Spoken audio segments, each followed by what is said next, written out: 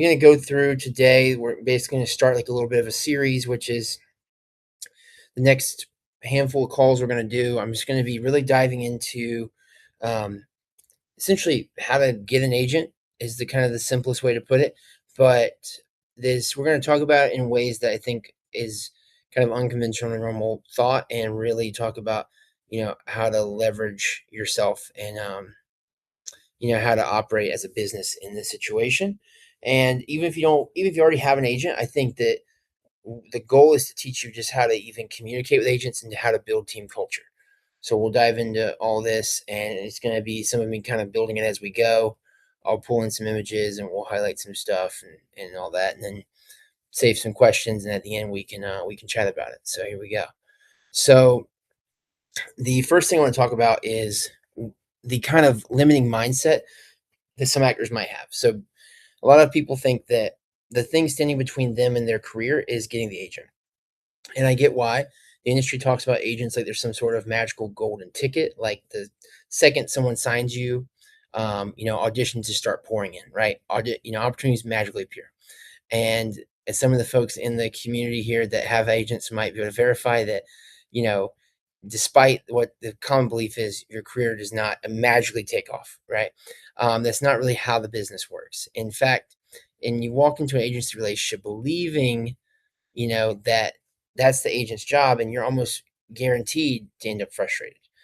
So before we ever talk about really how to get an agent, we really just have to fix this belief first. Because once you understand really how to conceptualize this, not only will your approach be different to agents, but you'll also understand why some actors get signed and still never work, while other actors end up building incredible careers long before they ever really land solid representation. So I want to kind of give us an example here. Like imagine Coca-Cola, and let's see if I can pull up a quick picture here of a Coca-Cola brand. Yeah, so I'm sure everybody knows this, right? But I'm just going to bring in the branding so we're sure.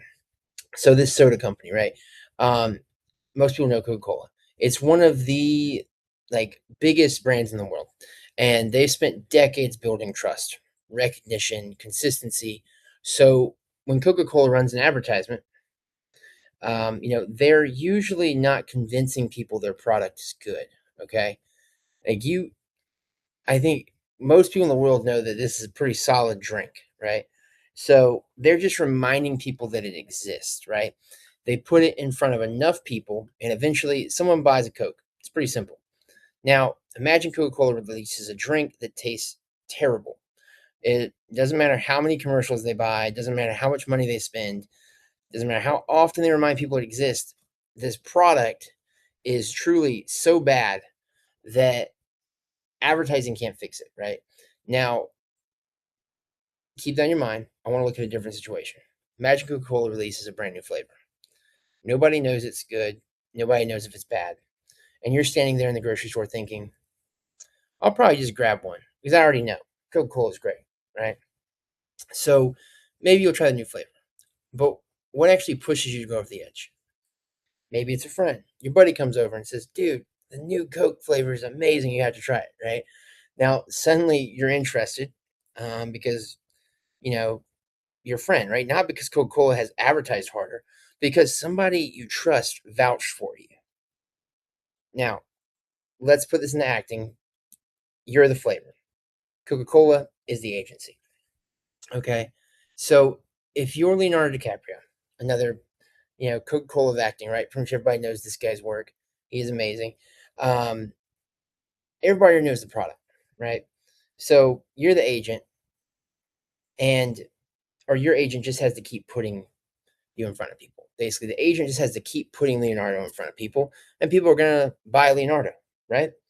So if you developed a bad reputation, excuse me, then people don't enjoy working with you, and you've consistently underdelivered, and no amount of representation fixes that. But I don't actually think that's where most of you are. I think most of you are the brand new flavor, right? You might be incredible. You might not. I think you're probably more in this range, but still, nobody knows yet. So that's exactly why getting an agent isn't the thing that changes your career. Someone has to be willing to take that first chance on you. And once that happens and you deliver, everything starts changing because the first believer becomes the person telling everyone else, yo, you got to try this flavor. And that's where your career actually begins. So once you understand who that first believer really is, networking suddenly starts making a whole lot more sense. And ultimately, agents become a leverage point. You really start to understand how to use agents and what they're actually doing for you. So let's kind of keep following that idea real quick. Is everyone hanging with me so far? Thumbs up, or people kind of can. Great. All right, and welcome, Ruby. I just saw you hopped in here. If you can, throw your camera on and hang tight, muted while we're recording, and we can do some questions later. Let's go. So awesome. So we'll kind of keep it moving. So if you're the new flavor, right? What actually gets people to try you? So this is where most actors completely misunderstand how the business side of things work. They think that networking is about collecting contacts, and it's not. Networking is actually about creating believers because the moment someone takes a chance on you and exceeds their expectations, right, or you exceed their expectations, they stop being another person you worked with and they become your biggest advocate. Like, think about it. Let's say you book a short film, you show up prepared, you know your lines, you're easy to work with, you make the director's job easy, you give a great performance, like you crush it, right? Now that director goes on to make another project, whatever, sometime later, 6 months later, your audition comes across their desk. So who do you think they're going to remember, right? The actor who made their life easier and who crushed it. Now imagine the same director is having coffee with another director, okay? Now they're talking about casting for their next film, whatever. And one of them says, man, I'm looking for someone to play this role. The other one says, actually, I've worked with someone recently. You should bring them in. This happens all the time.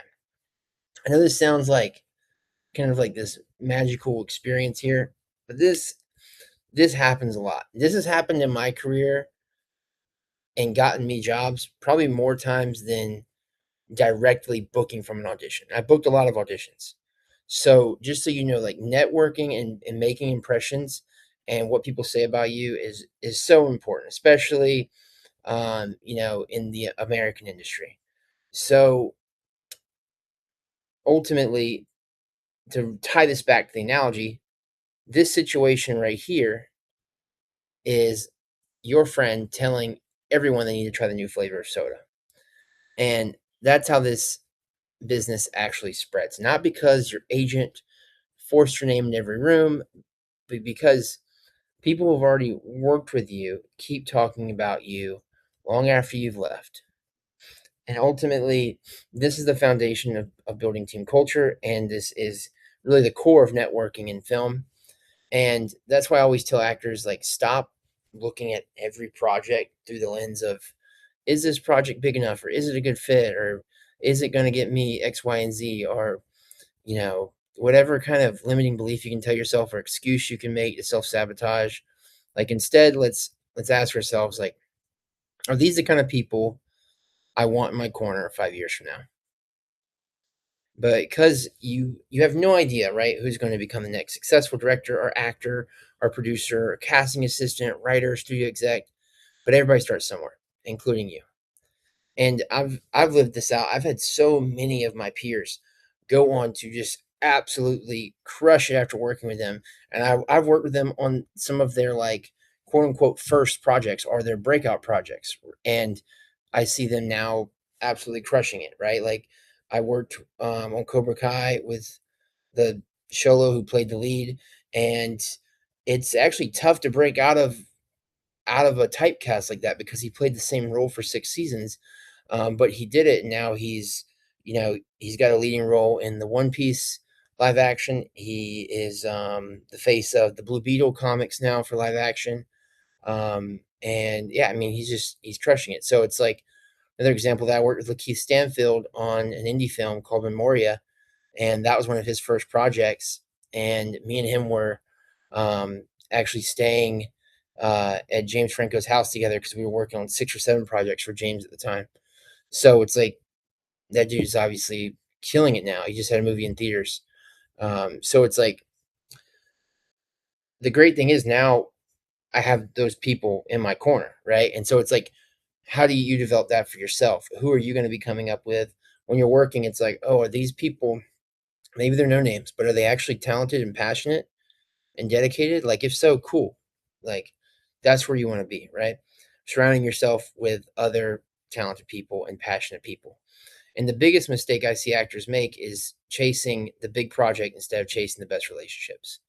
So those aren't always the same thing. Obviously, I feel like I kind of just made that clear. But some of the most important relationships you'll ever build happen on the smallest sets. And people remember how you made them feel. People remember whether you were prepared, whether you were collaborative, whether you'd be someone they'd happily work with again. And those conversations happen long after you wrap the project. So every time you step foot on set, you're doing a lot more than filming a scene. You're deciding what story everyone else is telling about you long after you're gone. Because eventually somebody's gonna ask them like if they know an actor for a role, and when that happens, you want your name to be the first one that comes out their mouth. But for me, it's like, I have a lot more. I don't want to go into it now, but I I think we can this is kind of a good spot to kind of pause and take some questions. But ultimately, you know, what I do want to kind of talk about too is who's actually responsible for building your career, right? And taking that accountability in your own hands essentially is the point. Because a lot of times, I mean, a lot of actors that are like, I'm doing good with my materials. I booked a couple roles myself and I got a great reel and I know I'm talented and I just need an agent. And whenever I hear that, it always kind of rubs me the wrong way because I'm like, okay, an agent might help you, right? But really, who is truly responsible for building your career? And this goes for theater too. It goes for, acting and film. It goes for voiceover, and it goes for multiple industries across the world. Um, Truly, networking is very important, and that's kind of what the beginning of this is learning to swap out the agent being a golden ticket in your mind to networking being the golden ticket and learning that the agent is really just a leverage point, a lever that you can pull to maximize your ability to network. So we'll talk more about really how that works in some of the next calls coming up. But for now, I just kind of am going to open it up to questions. We can dive in. I have a couple stories I can tell too to prove some points later that I'll jump into. But for now, I just want to kind of gauge where you guys are at. So feel free to just hop in, ask a question, whatever, we can figure out. If there's multiple people want to ask questions, we'll get to everybody.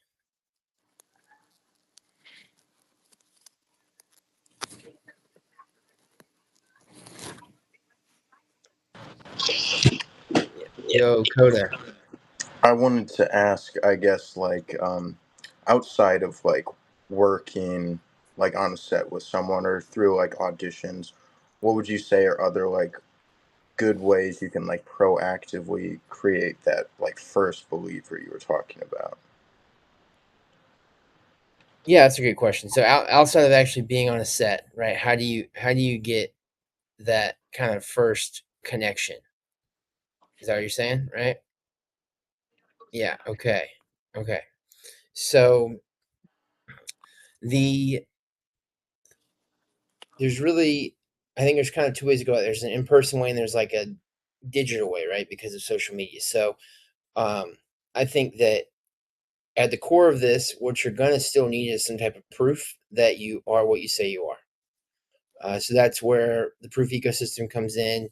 Um, if you're new here, that's kind of like just your materials, right? And really, like your headshot reels and resume. We have a classroom of modules on that and how to build it, how to put it together.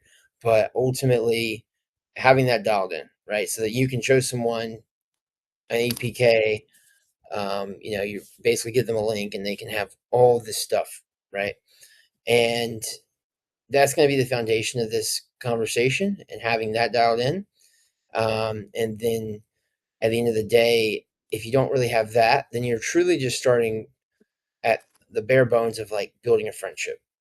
Like, because the conversation that's going to happen is they're going to say, let's just pretend, Coda, that you never worked a day in your life. Then and you don't have, obviously, therefore don't have reels, headshots, or resume. Then the conversation that you're going to hope happens is two decision makers are talking, and you're friends with one of them that you've built this relationship with, and like, hey, I've been talking to this guy Coda, and he just, I mean, he hasn't done anything really yet to my knowledge, but he seems like so passionate and really kind of educated about the industry for how little he's worked. I think it could be a good opportunity for him, and he might be willing to go the extra mile for you because this is his probably going to be one of his first projects. And so that's the conversation that you're hoping happens at that point. That's if we're starting like bare bones, bottom of the barrel greenhorn, right? Now, to really bring it back to kind of a situation that I think maybe fits more where you're at, if we're looking at someone who is, acting, worked some good gigs, has a proof ecosystem, then you're going to want to be either networking over social media and trying to create opportunities for meet and greets with people. And then if they're really a big decision maker, potentially even throwing out the idea of taking them out for a coffee. And we'll dive into a little bit more of that actually in some of the future calls, kind of going through this program here. But really, like, opening up opportunities to meet people in person or do it over Zoom. Kind of like what we're doing one-to-one, and you can even send them some coffee. You could DoorDash them something if they're across the world or across the country or across town. But trying to start there is going to be great, right? And then in person is the next thing. If you can really, really meet someone in person, right? So if like, I know, Cody, you're in San Diego, so you're not far from LA. So if you're near a hub and you can actually go to a networking event in person, then meeting them in person and actually talking to them is going to go very far, right? The game you play is a little different. If you're online, you're going to be texting, talking, Instagram DMing, sending links. Really powerful because you can funnel a ton of information, and you have this kind of wide open range of how long you get to talk to the person. Now, that axis is flipped when you're in person. You have the opportunity to make a much bigger impact, and you get to truly force that impact to happen. But the amount of time you have with them is usually finite because most of the time at an in-person event, people are kind of like speed dating, right? They're hitting the bar to grab a drink, or they're hitting the hors d'oeuvre area to grab a snack, and you get to bump into someone and you have a true elevator pitch situation. And then if you're lucky, you'll get them on the hook and you might get to talk to them for 5 minutes. And so at that point, you have to kind of learn to convey your value very quickly, and then understand how to even trade, contact info. So it's like, it could go like, hey, what are you doing here? Obviously, we're both here for this acting thing. Oh, cool, cool. So so and so. Okay, I know them too. Great. Okay, yeah, I just met them last week on Instagram. They told me to come hang out, so that's why I'm here. Okay, great. Like, so what do you do in the industry? Oh, okay, you're a producer. I'm an actor. So, and you kind of are just rolling a conversation like that, right? And then at the end, you could like, look, man, I know, or whatever person, producer, I know you're probably busy. You probably got like 10 people to go hang out with. I'm going to go say hi to a few other friends, but, in case we don't bump into each other, what's a good way to get a hold of you? I'd love to continue this chat. Maybe I can meet you for a coffee or something, right? There you go. Cool. Now, hopefully they open up their books and they give you their phone number, their email, or they connect with you on Instagram or LinkedIn or something like that. So those are the two ways to really kind of go about it. If we're not truly meeting on a film set, or if we're not having your film work influence someone else, does that kind of make sense? Okay, cool. And stop sharing because we don't need to see that. So cool. And any follow-up questions to that, Coda? Are you feeling kind of squared away there? Yeah, no, I think that covered it pretty good. Okay, right on. Cool. Great. And does anybody else have any Yeah, questions off the top of my I have head? a question. Can you hear me? Okay. Yeah. So I know that when you meet, I guess, people like producers and stuff like that, it's always good to offer value and like give something instead of asking for something.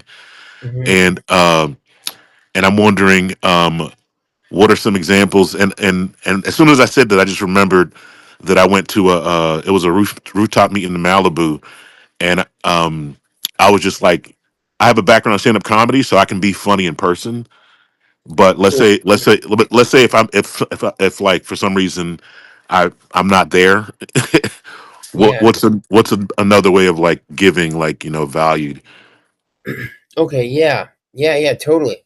Great question, Dave, and nice to meet you. No, I think you just joined the other day or something. I think I was I DMing you. So, did. yeah, man, it's good to see you here. So yeah, dude. So let's see. So yeah, you have a good question. Just want to make sure I understand. You're kind of talking about like providing value. I think is right for sure. And so you're just kind of asking like if you can't do that by making an impression in person via kind of entertaining them, or making them laugh, which I do think laughter is a currency, then you're kind of asking like, what else can you do to kind of like give something to them, right? Yeah. Okay. Okay. Cool. Cool. Yeah. So I think that you kind of you have the right idea. I think that we do want to bring value to a situation, right? We do want to seem like we're high agency. We also don't want to just give everything away, and that is a like a balancing act.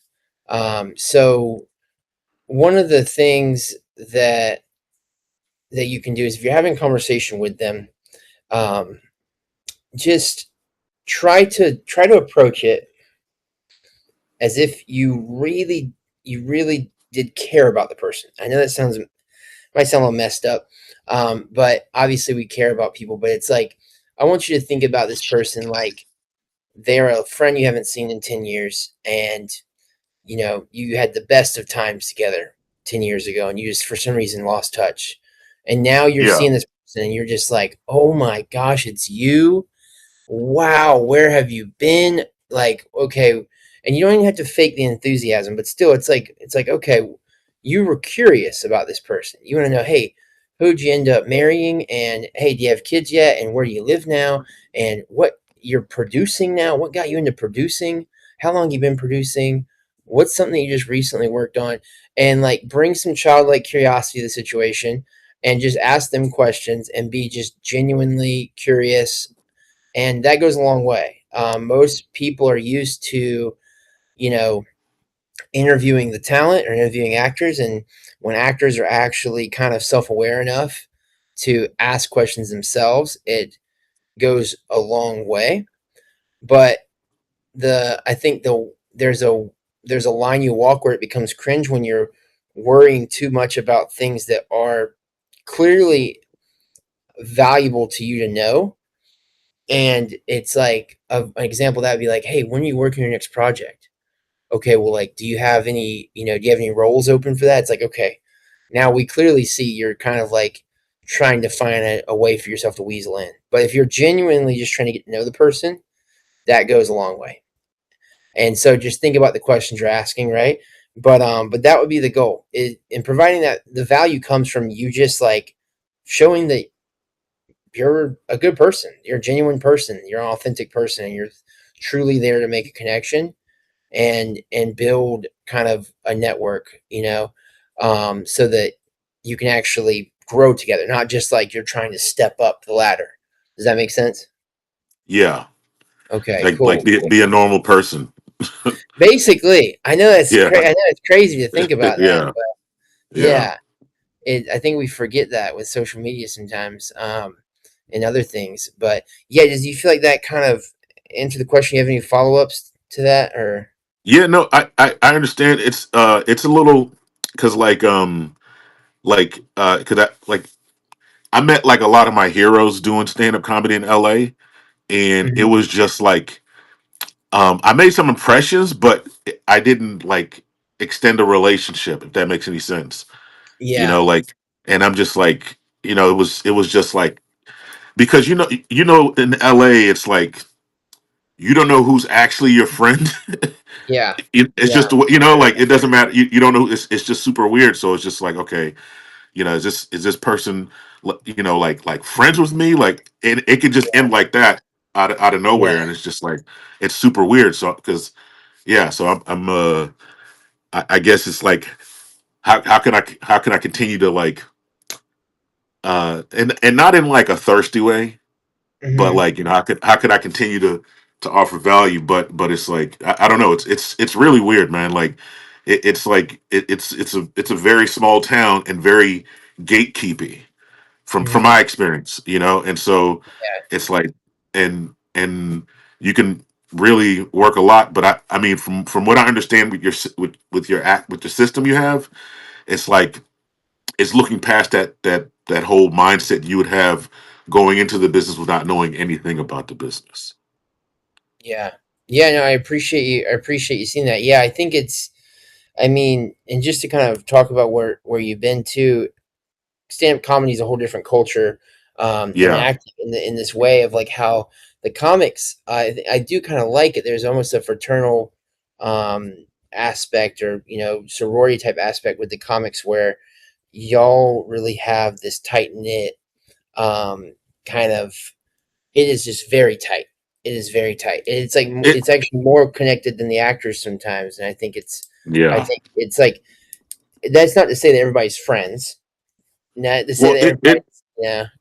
yeah, it is and it isn't, because Right. like yeah, because like I started out as an actor and then I got into stand-up comedy. So it's a little Yeah. yeah, so Right. it, So it is and it isn't. you're kind of balancing both, which I think that's Yeah, great. I think that yeah. like I did this film called Sweet Dreams with um pretty much all comics, and there was like Johnny Knoxville was the lead, then Theo Vaughn and Bobby Lee were playing supportive Okay, characters. perfect example right there. Yeah. Theo Vaughn.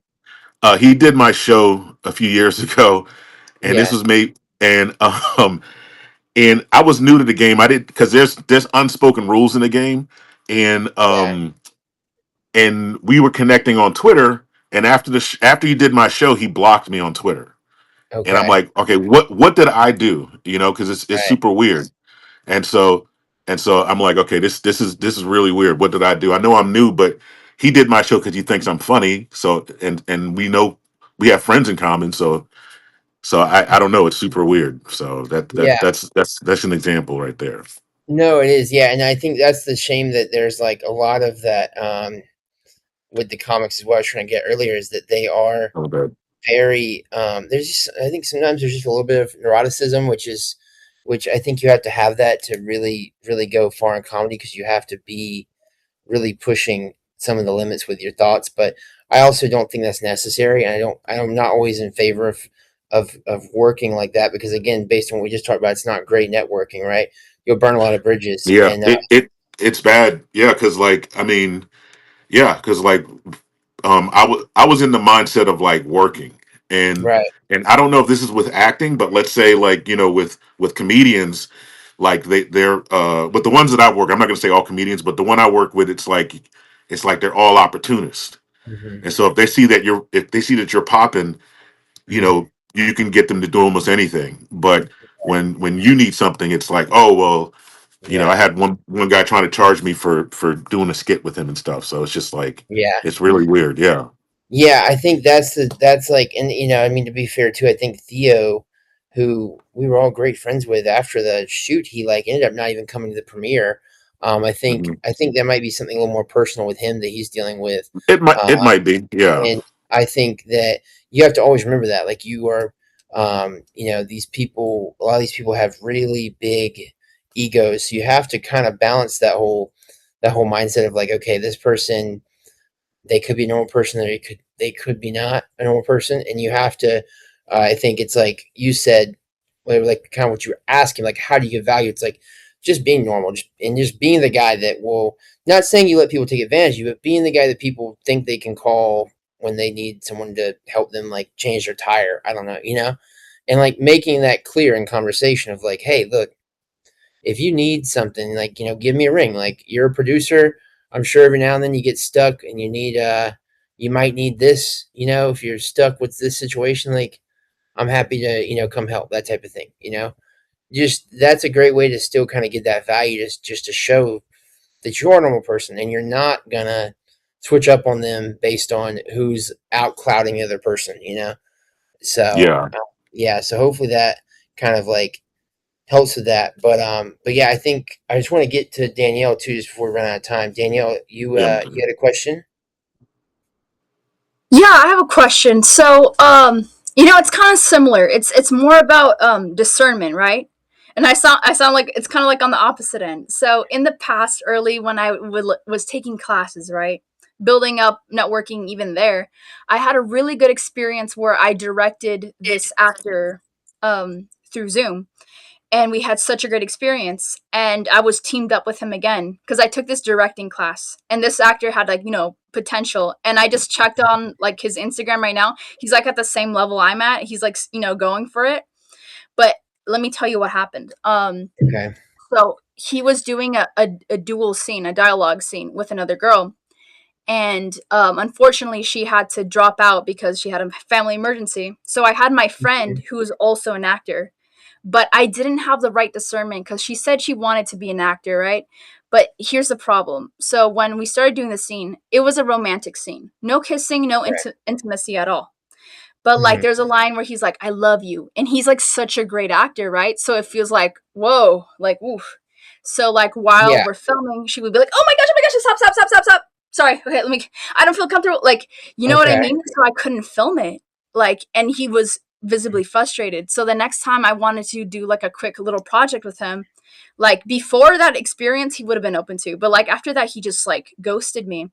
So my question here is now is like advice on discernment for, connecting people, because I've recommended people in the past and then they've kind of let me down by like, dropping out the last Mhm. minute.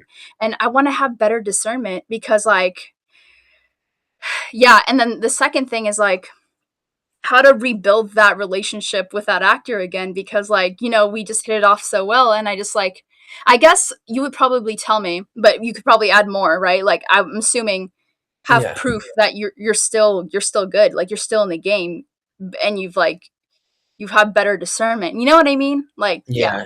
No, I appreciate that. That's tough. I've definitely been there. I get it. It sucks not having someone, show up for you when you kind of believe in them. So that always hurts. But yeah, I mean, kind of the first part is like tackling the discernment of like, you know, um, who, how do I determine who I'm going to spend my time investing with, right? So I think it does need to be a give and a take, kind of like what Dave brought up is like giving value. It's like if you're giving a lot of value, then you know you should ultimately be able to receive some value, right? And so what we really want to think about is like how am I building goodwill, and then how do I cash that in? And so ultimately, you could do a few favors, right? You could maybe thinking about where you're at your level, you can maybe go and um, you know just talking about new relationships, discernment right now, not talking about winning back that old colleague, but you could maybe offer to go and help them do an audition, or you could help them, maybe shoot something if they're in person nearby, maybe go and do kind of PA or some assistant work on the set, right? Or maybe even like do a read with them, do a scene, just complimentary, right? So that type of thing, or give them a read on their project. Like, hey, they got a script, yeah, I'll read it and give you my honest opinion and so forth. So stuff like that, like that's some value that you're gonna bring. You're gonna give some goodwill. They're gonna be like, man, like Daniela, like really hooked it up and did these things for me. Okay, now how do we cash in on that? And that sounds kind of Yeah. like crazy when I say like that, but I don't mean it like in an evil way. I just truly mean it in a transactional and logical way. But basically, you're going to say, okay, well, if I've done an audition for them and I actually read their script, I did two or three other things, like I should at least be able to get them to maybe help me read for an audition, right? So cool. You make that ask. You see what happens and you see how it goes. Now, if they show up to your audition with the same gusto and the same fire and passion, and they really help you, and you're like, oh man, that was great. then cool. Then you built goodwill, you cashed in on it, and then through actions, trust has been earned, right? So you just kind of have to go about it like that, and that takes time to build. Sadly, that is super hard to just snap your fingers and be able to truly believe that without assuming risk.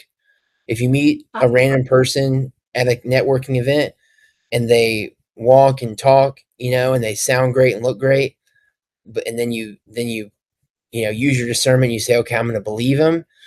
Maybe they're telling the truth, maybe they're not. You're assuming risk. So if you want to mitigate as much risk as possible in discerning the quality of a connection before referring them over, then I think that's just the best way to go about it. And that, I know that takes time, but that's the way to mitigate the most amount of risk. So the way that you can kind of like try to save the situation with the other guy is kind of just starting over, right?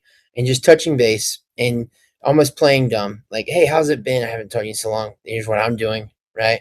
Here's what I've been up to. What's new with you? That type of thing.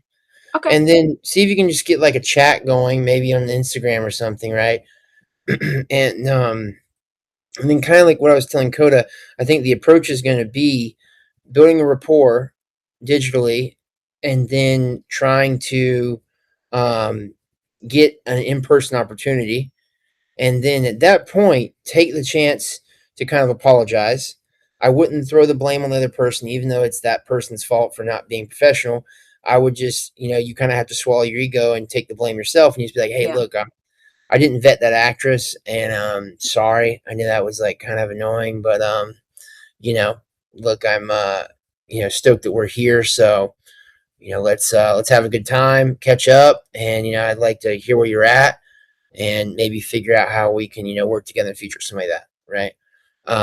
So that's a way to kind of solve it. But I wouldn't throw that out in the DMs. I'd wait till you're in person, because when you're in person, you're engaged, and they pretty much have to go through a fight or flight response. They're either you're going to be forcing a resolution out of them, whereas on Instagram they can just ghost you.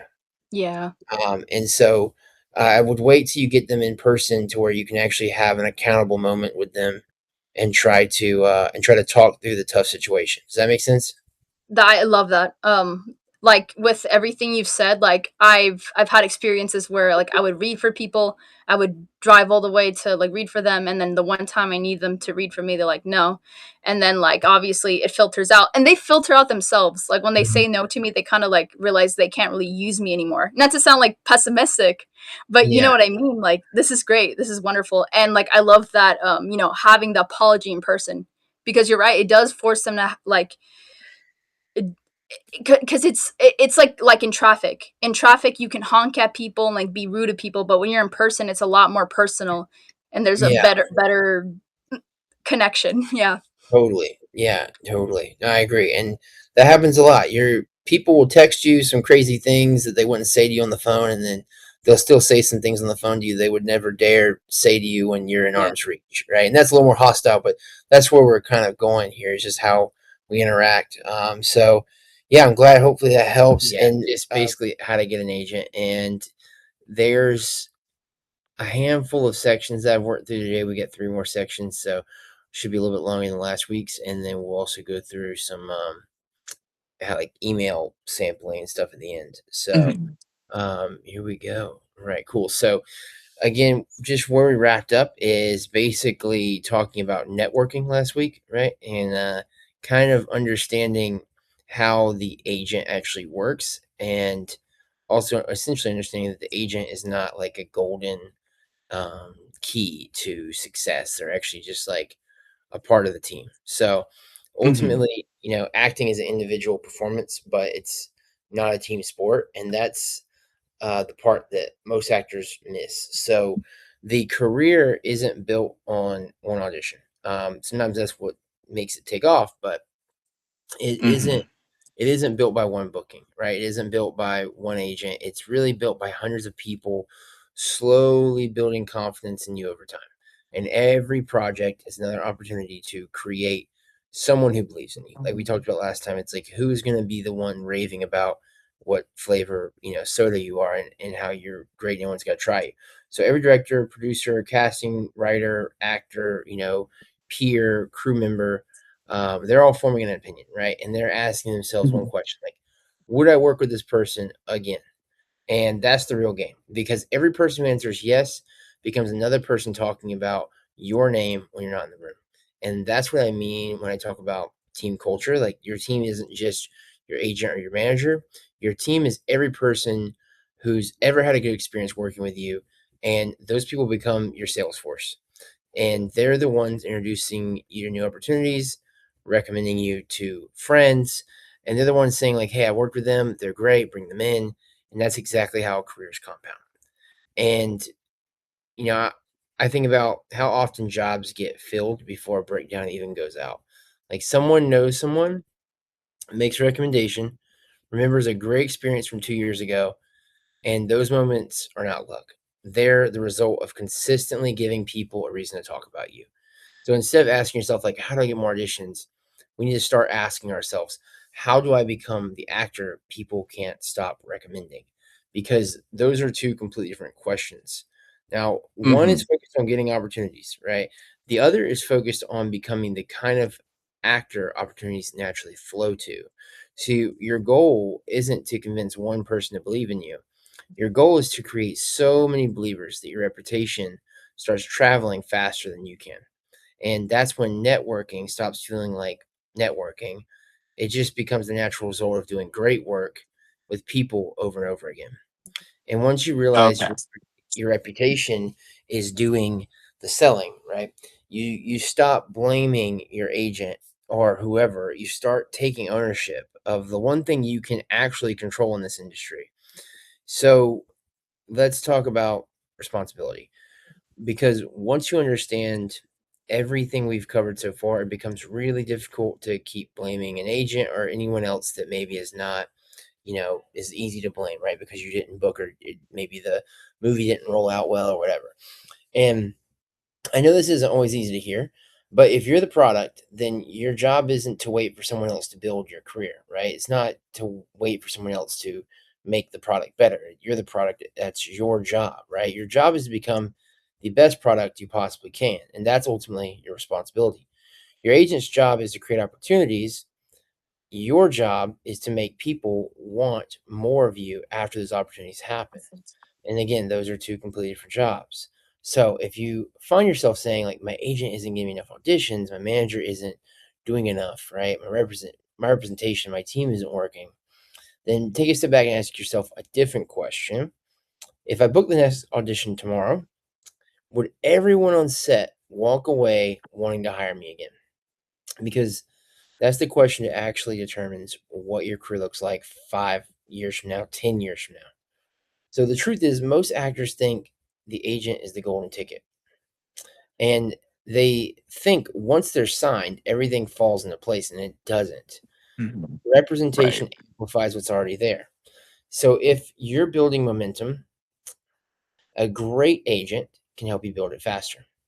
But if you're not creating momentum on your own, an agent can't manufacture it for you. And I'll give you a personal example. So back in 2018, I was in a student short film, ended up being nominated for Academy Award, Oscar. It was Best Live Action Short. And then the year before, technically, like 6 months before, but it was what got it into the Oscars, essentially, was it won a grand jury prize at Cannes, becoming the first American film in 20 years to win. It had no budget. It was a student film. I wasn't getting Oh, paid. wow. Yeah, it was a student thesis film. Like, it was technically funded by the college, but still, like, no money basically. And on paper, almost every actor would have looked at this project and thought, "Oh, it's too small," right? But look where it ended up. That experience completely changed the way I thought about this industry, because it proves something. The size of the project isn't what determines where it can take you. The people you're working with do, and the relationships you build do. The work you put on the screen does, right? So your reputation does. Now, 9 times out of 10, the thing holding actors back isn't their projects are too small, right? It isn't that they don't have the perfect agent. It isn't that they don't have the perfect manager. It's that they aren't consistently putting themselves in rooms where they can do great work, build great relationships, and give unforgettable performances. Now, those are the things that really create momentum, and that's what people remember. So, those are the things that eventually make agents' jobs a whole lot easier, right? And Mhm. to me, like this is important because by that point, they're no longer trying to convince people to take a chance on you. People are already asking about you. And I think one thing that's kind of important, I want to just, I don't want to gloss over this too much, is essentially like, when you're looking at projects, like the student film here, it was very small. But to me, I obviously didn't know any of this was going to happen. Like, I didn't know we were going to win, grand jury or anything, right? Like, I didn't know it was going to really Yeah. be nominated. To me, in the moment, because this is what makes it hard to judge, is in the moment, it's just like I thought it was a cool story, and I was approached by the director, which again was just something where I was like, okay, this director has a vision, and like when you're offered a role, obviously it feels great to be offered a role because you're like, oh, this is so cool. Like I didn't have to do anything for this; it just came to me because I was offered this role. But it was also him having a vision, which spoke to me too. It's like, okay, when someone offers me a role, there's kind of two ways I'm looking at it. Sometimes they offer you a role because it's easy, or they offer you the role because they want like your clout. I didn't have a ton of clout back then. I knew it wasn't really for that. It was really, I figured it out too through working with this guy, is that he had a vision. He was like, you kind of look like this dude's a real dude. Um, and he was like, also like he's seen my work, and he was like, I know you can do this. So he's seen my proof ecosystem. And so when he brought that to me, it was like, okay, I was like, this guy clearly has a vision, and that is speaking to me as an actor, and I want to be a part of making that come true, right? Because I can see it too, and it seems great. So that to me was like really what had me take on the project. Because I mean, I've done hundreds of student films.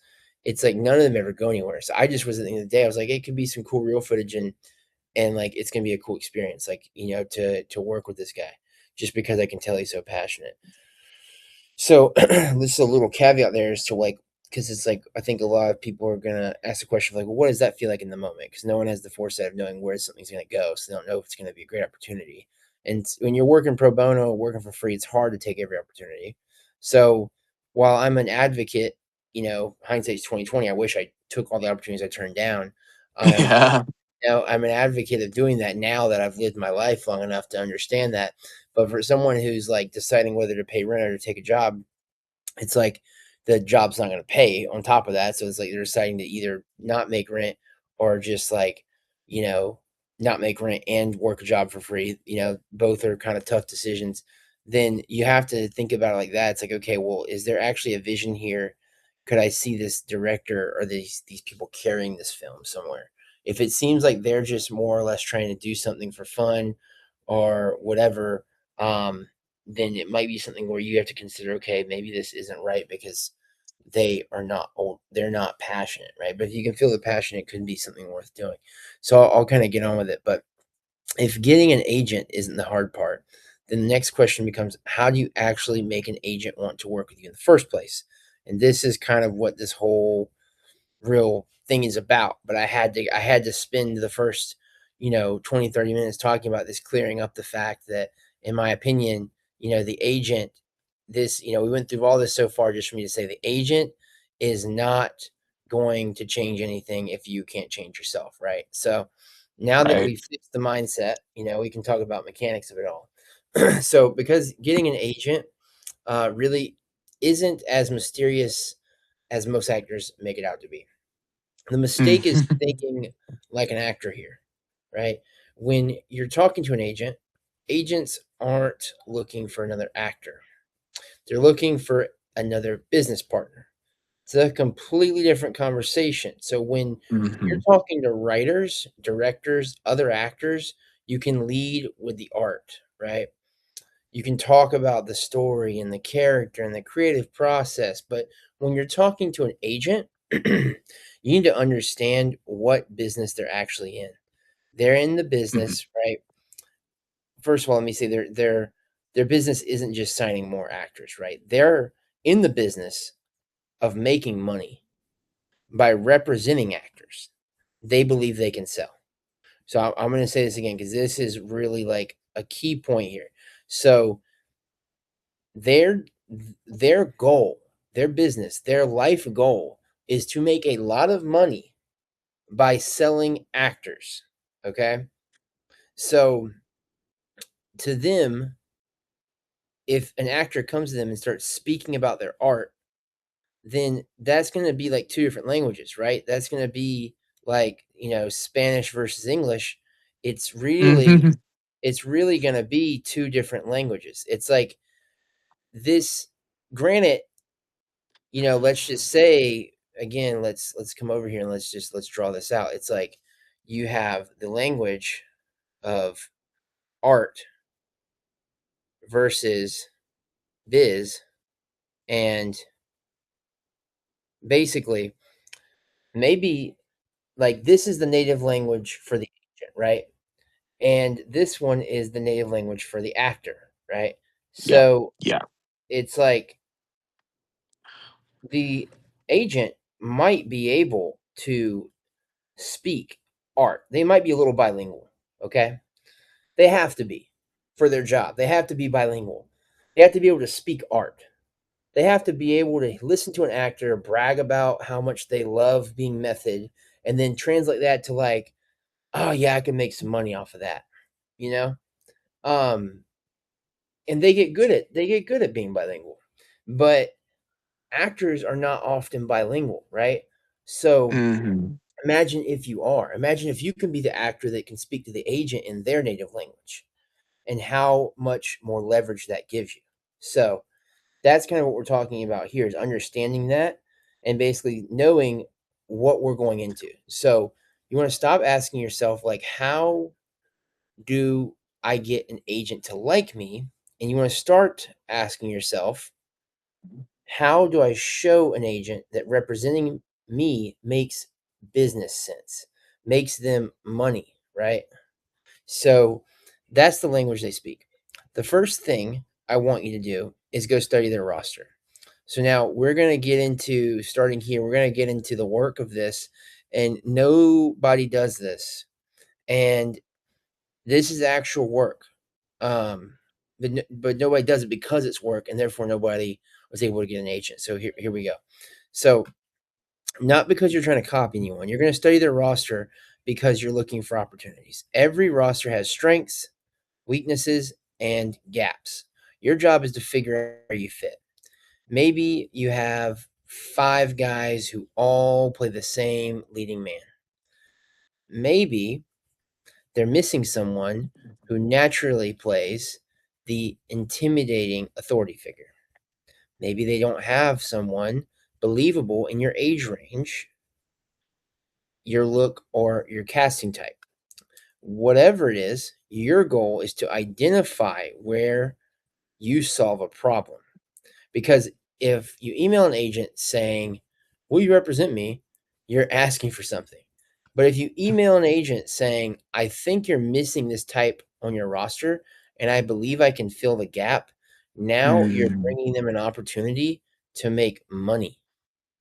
Okay. And now that's a Mhm. completely different conversation. So think about it from their perspective. If someone walked into your business and said, "Can you help me?" you'd probably hear that 10 times a day. But if someone walked into your business and said, "I found an opportunity I think could help us both grow," you're probably listening. And that's the mindset you need to have. You're not begging for representation. Okay. You're proposing a partnership. You're on the same level as the agent.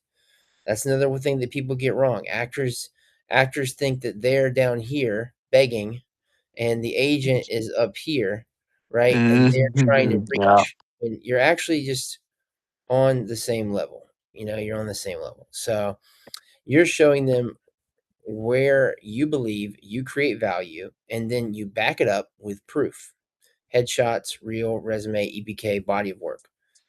Everything you've built should support the claim you're making because at the end of the day, confidence without proof is just talk. Your materials should make your argument for you. Now, all you're doing in the conversation is connecting the dots. And that's how you start speaking an agent's language instead of hoping they speak yours. And once you know what to say, the next challenge is making the right agents actually see it. So I just want this to kind of sit in your head. Problem, solution, proof, CTA. CTA means call to action. And I'm just going to put act because I'm lazy. So solution, proof, CTA, right? Call to action. So we'll break down what this means in a minute. Now, let's talk about the email itself, because this is like talking about cold emailing an agent, right? And I'll do a little bit of a visual guide at another time where I actually show myself doing this live, maybe with like a LinkedIn or something, maybe with another student that's looking to do this. But really, for now, I'm just going to continue talking about it. So let's pretend we're at the stage where you have found your agent, and you might find 10 or 20 of them, hopefully, and you're preparing some cold emails, right? So let's talk about the email itself, because this is where I see actors completely miss the mark. Most emails sound like they're asking for permission, like, would you consider representing me? I'm hitting my coffee, trying to wet the whistle. I'd love to be on your rosters, another thing, right? Or please let me know what you think. Like, these are like lower vibrational things, right? Like, this is like you saying, I am weaker than you, you're better than me, please help me. Think about how many emails agents get that sound exactly like that. You're immediately putting yourself, right? Yeah. I mean, think about it. I mean, like, I've been there. Everybody's been there. It's like, dude, like, Oh, yes. yeah, you're immediately putting yourself in the same pile as everyone else. Instead, I want you to approach the conversation like you're bringing them an opportunity, right? You're not showing up empty-handed. You're showing up with something you believe creates value. Now, before we get into the structure, I want to give you one piece of advice. Write this email yourself. Don't have AI do it, okay? Oh, yeah. No, Like, no, no, no. and it's okay. I get it. People use AI and it's so powerful. It's such a good thing. But it's like, at the end of the day, use AI to clean up your grammar if you need to, right? But don't let it write the message, right? People are getting really good at recognizing AI generated writing, and the last thing you want is your first impression to feel generic. So just write like a I real just want to say person. right quick. Yeah, I was going to say right quick, since I'm a screenwriter, like, yeah, AI for me is just, I stay away from it as far as possible. So yeah, that on my end right. is something I'm just like, nah. Yeah, totally. And I think for me too, like, I do a lot of creative writing, I co-write, and so it's like, for me, it's like, one thing to like run it through there for grammar checks or something, but like, at this point, I think it's very much, it needs to be kind of just kept out of the creative process, right? So Yeah. really, the goal is just to make this feel authentic. So here's the framework I want you to follow. We're going to start with the problem, right? Then we're going to show them the opportunity that we've identified. And maybe you notice they don't have someone on their roster who fits your typecast. Maybe they have someone similar, but you naturally feel a completely different lane. And this is like, right, if we're talking about cowboys, and, it's like you have a good cowboy, and then, there might be someone on there. You and this guy can both probably play like a good cowboy. Oh God, these pictures are crazy. Let's see what happens when you type in bad cowboy. Hopefully this isn't anything that's okay, sure. So whatever, you're kind of getting the idea. So A Rob they Zombie might style. yeah, there might be like a good cowboy, and maybe you can play good cowboy, but the guy that they have can't play bad cowboy and you can, right? And so that's where you really like find your lane. I think I lost my highlighter. Let me go grab it. And the point of this is just to say, like, you might fill a different role lane. That's what I mean by that. So whatever it is, point out the gap, then you transition into the solution. Explain why you believe you're the actor who fills that gap. Keep it very simple. You don't need to oversell yourself. That's something that could happen here. You're just connecting the dots. After that, give them the proof. Okay. So this is where your EPK comes in. Your reel, your headshot, your resume, your body of work. Everything you've built should reinforce the claim you just made. Even if you have to customize it a little bit. You might just send this, you might have to make a special reel just for one agent. And that's okay. Again, this is the work nobody is doing. This is why nobody is getting anywhere. So you're going to have to do something different if you want different results, right? Then finish with a clear call to action, right? CTA. You might remember that from earlier. Don't overcomplicate it. Something as simple as like, if this feels like it could be a good fit, I'd love to find a time to grab a coffee or hop on a Zoom, talk about what you're working on together, and talk about what working together could look like. Excuse me. That's it, right? So something simple. And this is a really, really, in my opinion, like powerful thing here. This little blurb right here is really solid. Basically, we're just looking at saying like, look, this feels like it could be a good fit. Totally ball in their court. I don't care what happens to me. I'm going to continue living my life. We're on the same level. I'm not begging for anything, right? That's what this says. You have to think about the reading in between the lines. That's what we're doing here. I'd love to find a time to grab a coffee or hop on a Zoom. So it's like, look, I can make it happen, right? I can do whatever. I'll do a coffee. I'll come meet you in person, talking on a Zoom, right? And then the goal here is to talk about what working together could look like. So it's not even about like, you're going ahead and telling them what you're going to do, which is powerful, first of all, but then you're telling them in a way that promotes collaboration and equality. So instead of like talk, because another way some people might say, talk about you representing me, or talk about, me being on your roster, or talk about making you my agent. It's like, that is a result they're used to, right? We want to give them something that maybe that they're not used to, or something that they want to look forward to. And we also want to put in their head that we're going to go ahead and start doing this together. And so that's what this does when we talk about working together, what working together could look like.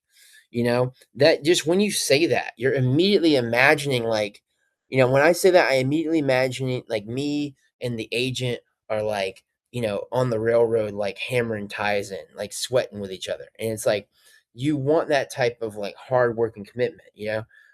So you're creating this kind of world in their head just when you say something like that. And again, it's simple, but it's professional, it's powerful, it's confident. And ultimately, I just want to take a minute to notice what we're doing here. We're not begging. Again, we're not apologizing. Okay. We're not sorry to bother you, whatever bullcrap. We're not hoping they'll save our career. We're not like, oh, I think that I'm going to get a big break when I work with you because you help other people. That comes off as a little crazy, right? We're presenting a business opportunity, and we're inviting them into a conversation that's completely different frame than what they're used to. And that's exactly how I want you thinking every time you reach out to an agent. And in general, just take this mindset with you in general in the acting industry. So this is kind of where we stop for today. I have a few more things we'll dive into, but first I'm going to come back to here. Yep. And now we kind of know what these mean, right? So the problem is we're presenting the agent with the problem, and that is the gap in their roster. Okay. Then we're presenting them with the solution. That is you. Okay.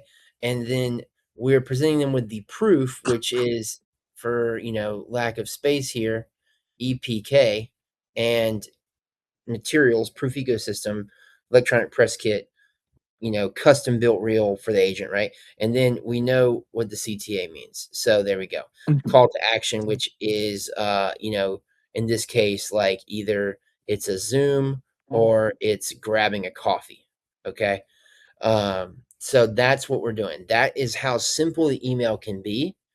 And that's kind of the simplest way I can put how to approach the agent is find a problem, create a solution, provide proof that you can deliver on the solution, and then give them a way to acquire the solution, which is the call to action.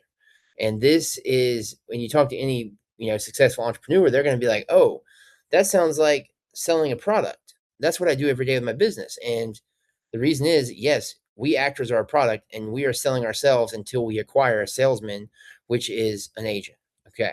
So I hope that kind of all resonates. Now, Oh yeah. here's some email samples. I'll quickly kind of blitz through them, and then I'm going to make them available in the community here. This will be ultimately posted into a classroom module, where attached to that module in the classroom will be these email templates. So you'll be able to access these. So these are kind of 3 different angles, and they're not really well organized here. Let me actually finish doing the organizing. So here's how this should kind of read. Great. So, hey, agent, I was reviewing your roster recently, noticed that something I thought was interesting. It seems like you built a strong bench of actors, typically in this typecast category, but I don't see anyone who naturally fills the lane of my typecast. It made me wonder if that's creating opportunities you're having to pass on or work harder to cast. I'm gonna probably throw a hit there, throw a hit there. Over the last few years, right? So we created a problem just now. Okay. We created a problem. Now, over the last few years, it's exactly the lane I've been building my career around. The projects I've been booking, the materials I've been training with, and the branding I developed have all been centered on becoming the go-to actor for these roles. Okay. Now, we just showed them the solution. Okay. I've included the EPK below my headshots, reels, resume, recent work, so you can quickly see whether I'm thinking about my place in the market correctly. Great. Proof. If you think there's an opportunity worth exploring, I'd love to grab a coffee or jump on a Zoom, talk about what building that lane together could look like. Great. Call to action, CTA, and then a little signature, and then all of the important stuff: your name, your phone number, your email address, your link to your swag, right? So that's it. This is the filling the gap format. But ultimately, we just got to see how simple this is. We have problem, solution, proof, CTA, right? So step and repeat, and it's this simple. And then this is a little trick from just years of cold email marketing. And the reason I know how to do this stuff is because I spent 5 or 6 years in my 20s doing sales for a company, and we sold almost exclusively over emails. And I've sent millions of emails. So all that to say, when someone reads an email, I actually want to help. This is some stuff that took me a long time to learn. When someone reads an email, they're going to skim it first. So when they skim, especially someone who's very business oriented, because they're so considerate about time, they're going to skim. And what skimming is, they're going to just try to barely grab what the meaning of a whole paragraph is in one line. Okay. So you always want to make sure that your first sentence or your first line essentially conveys the point of the entire paragraph, right? Without having them to read the rest. So let's see how this does that. I was reviewing your roster recently. I noticed something I thought was interesting. Okay, great. So we know that, yes, there something interesting is going to alert us. Probably maybe there's a problem, or there's at least interesting. I'm like, okay, I'm hooked. I'll read the rest. Over the last few years, that's exactly the lane I've been building my career around. Okay. So now I'm piecing this together. There's something interesting in my roster, and they spent the last few years, this actor is spent their last few years building their career around this interesting thing in my roster. I've included my EPK below with my headshots, reels, and resume and recent works. So we'll just ignore the so it's like, okay, they've given me some stuff here to look at, probably because they're trying to prove to me that they're not talking out their butt. And if you think there's an opportunity worth exploring, let's grab a coffee. Okay, so they want to meet me. So in just these 4 sentences, they can understand at least the gist of it. So we've successfully built a skimmable email. The worst thing would be if it's all gibberish on the first few lines and we're not getting to the point. And so when they skim it, they feel lost, or they're not hooked to read more, or they just makes no sense. Right. So Right. that's kind of a little tip there. So I'd totally feel free to rip these, and I would encourage people to rip these off. But if you want to build your own, that's like a little bit of sauce for you. So the Cool. I'm gonna just kind of skim over these, but basically, the point of this one is I'll probably format it later on my own time so that we have time for Q&A. But the point is growing together. So this is a different energy. Okay, this one's more like collaborative. Like, hey, let's make something awesome together. This one's more like, hey, look, you are missing out on something, and I've got the solution. And then this one is spicy. This one, which I like a spicy approach, so I always throw that out there. This one is the high agency slash urgency. And the point of this one is to say, hey, man, your check engine light is on. And, if you don't want to crash, you should call ASAP. That's the type of thing that we're Mhm. doing here. So, anyway, all that to say, I know that was a lot, and we have a little bit of time left to take on some questions, which, you can fire away. But right now, out of all of this, is there any initial thoughts you might have or questions to anything? This honestly, well, I'm glad you brought this stuff up because again, as we talked in our first conversation, like these were things like I was thinking to myself, oh well, an agent might be probably out there. It's the case of like, hey, just putting myself out there, if you're interested, but like it makes perfect sense what you just explained, where it is just a marketing kind of tactic. Like, here is what I have to offer to the table, and finding like what gap that there is and stuff. Like, really, as soon as you just got into that, like it makes perfect sense and stuff.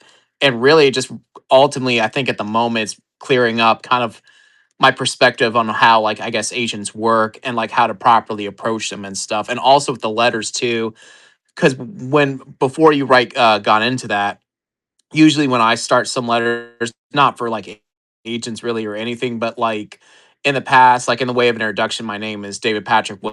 I'm like, wait a minute, what you just explained. It's like you want to go right into like, what the problem is that they have or like the gap that's there. And then just going right into like, here I can offers this, and then showing, your resume and stuff. And it's like, oh, okay, this individual like has what we don't have, and that's where the conversation starts brewing. So really, just everything that's been described so far, like, no, makes pretty much perfect sense. I wrote down, yeah, the problem, solution, proof, call to action. But even like besides that, like the whole process you just explained, I'm like, it definitely makes sense in my mind overall. So but Yeah. I guess, yeah. No, that's great, man. I'm glad that it resonated with you. Yeah, I mean, to bring up to your point, I think a lot of people are used to having to introduce themselves, right? Which is, it's like normal. Yeah. I think in person, I think that's effective. But I think where we are now with like attention being currency, it's like these guys are so busy. They're so hyped up on caffeine, nicotine, whatever else. They don't care, and that's the age old thing in Hollywood. Nobody cares who you are till they know who you are, right? And then they care. But Hmm. so how do you make them care in the first place? And it's all about attention, right? And so that's why we look at this. The first thing that we're gonna do with this email is not going to introduce ourselves because they don't care who the heck we are. Right. Right. The first thing we're gonna do is we're gonna get their attention by creating curiosity, right? Which is what we've done with this first line here. Okay. And then what we're gonna do after that is when we've earned their curiosity and their attention, then they are gonna, at this point, if they've read to this point, they're gonna want to know who we are now. And now is when we get to tell them. And the cool thing about this is when you tell them now, they're actually gonna listen, right? But if you start the Mhm. email and the message out of telling them who you are up here, they're going to be like, blah, blah, blah, Right. waste my time. I'm just going to skip this. I'll never read it. They're going to delete it, whatever. So that's Hmm. totally, totally something that I hear a lot where it's like, oh, I should tell them about how awesome I am. It's like, they don't care how awesome you are. They, like we talked about earlier, Yeah, yeah, they, nah. we're speaking their language. They care about how much money you can make them, right? So, um, and so that's what we have to talk about first. We have to say, look, man, you're missing out on some money because you don't have me. And that sounds conceited, narcissistic, but you kind of have to err on the side of that sometimes, because we are this funny thing as actors. We are the product, but we are also the marketing team, and we're also the CEO. We're like a Hmm. solo entrepreneur. We're basically, we are the product and the marketing team. So when you're both, yes, you are kind of a neurotic narcissist, and this is probably one of the only times it's ever okay to be that, when you're in a situation like this, right? Hmm. Because you have to constantly sell yourself. Right. But yeah, dude, yeah, I'm glad that it's resonating for you. So I guess before we wrap up, then, is there any other questions you have about this, or is there something kind of, even if it's random, maybe you have a question about that's not on this topic? We have a little bit of time. I can answer some. Um, because I think at the moment, I guess overall, and this might actually go into something else, but like when it comes to actually, I guess, making contact with the agent and like, you do all these steps and you get their attention, they reach out to you.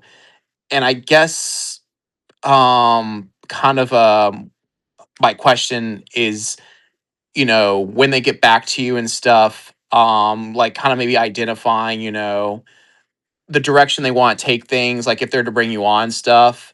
Mhm. But also, is there any sort of things you should watch out for when it comes to like, say, if they or it might even go into like payments and stuff a little bit, or like fees, all that different stuff.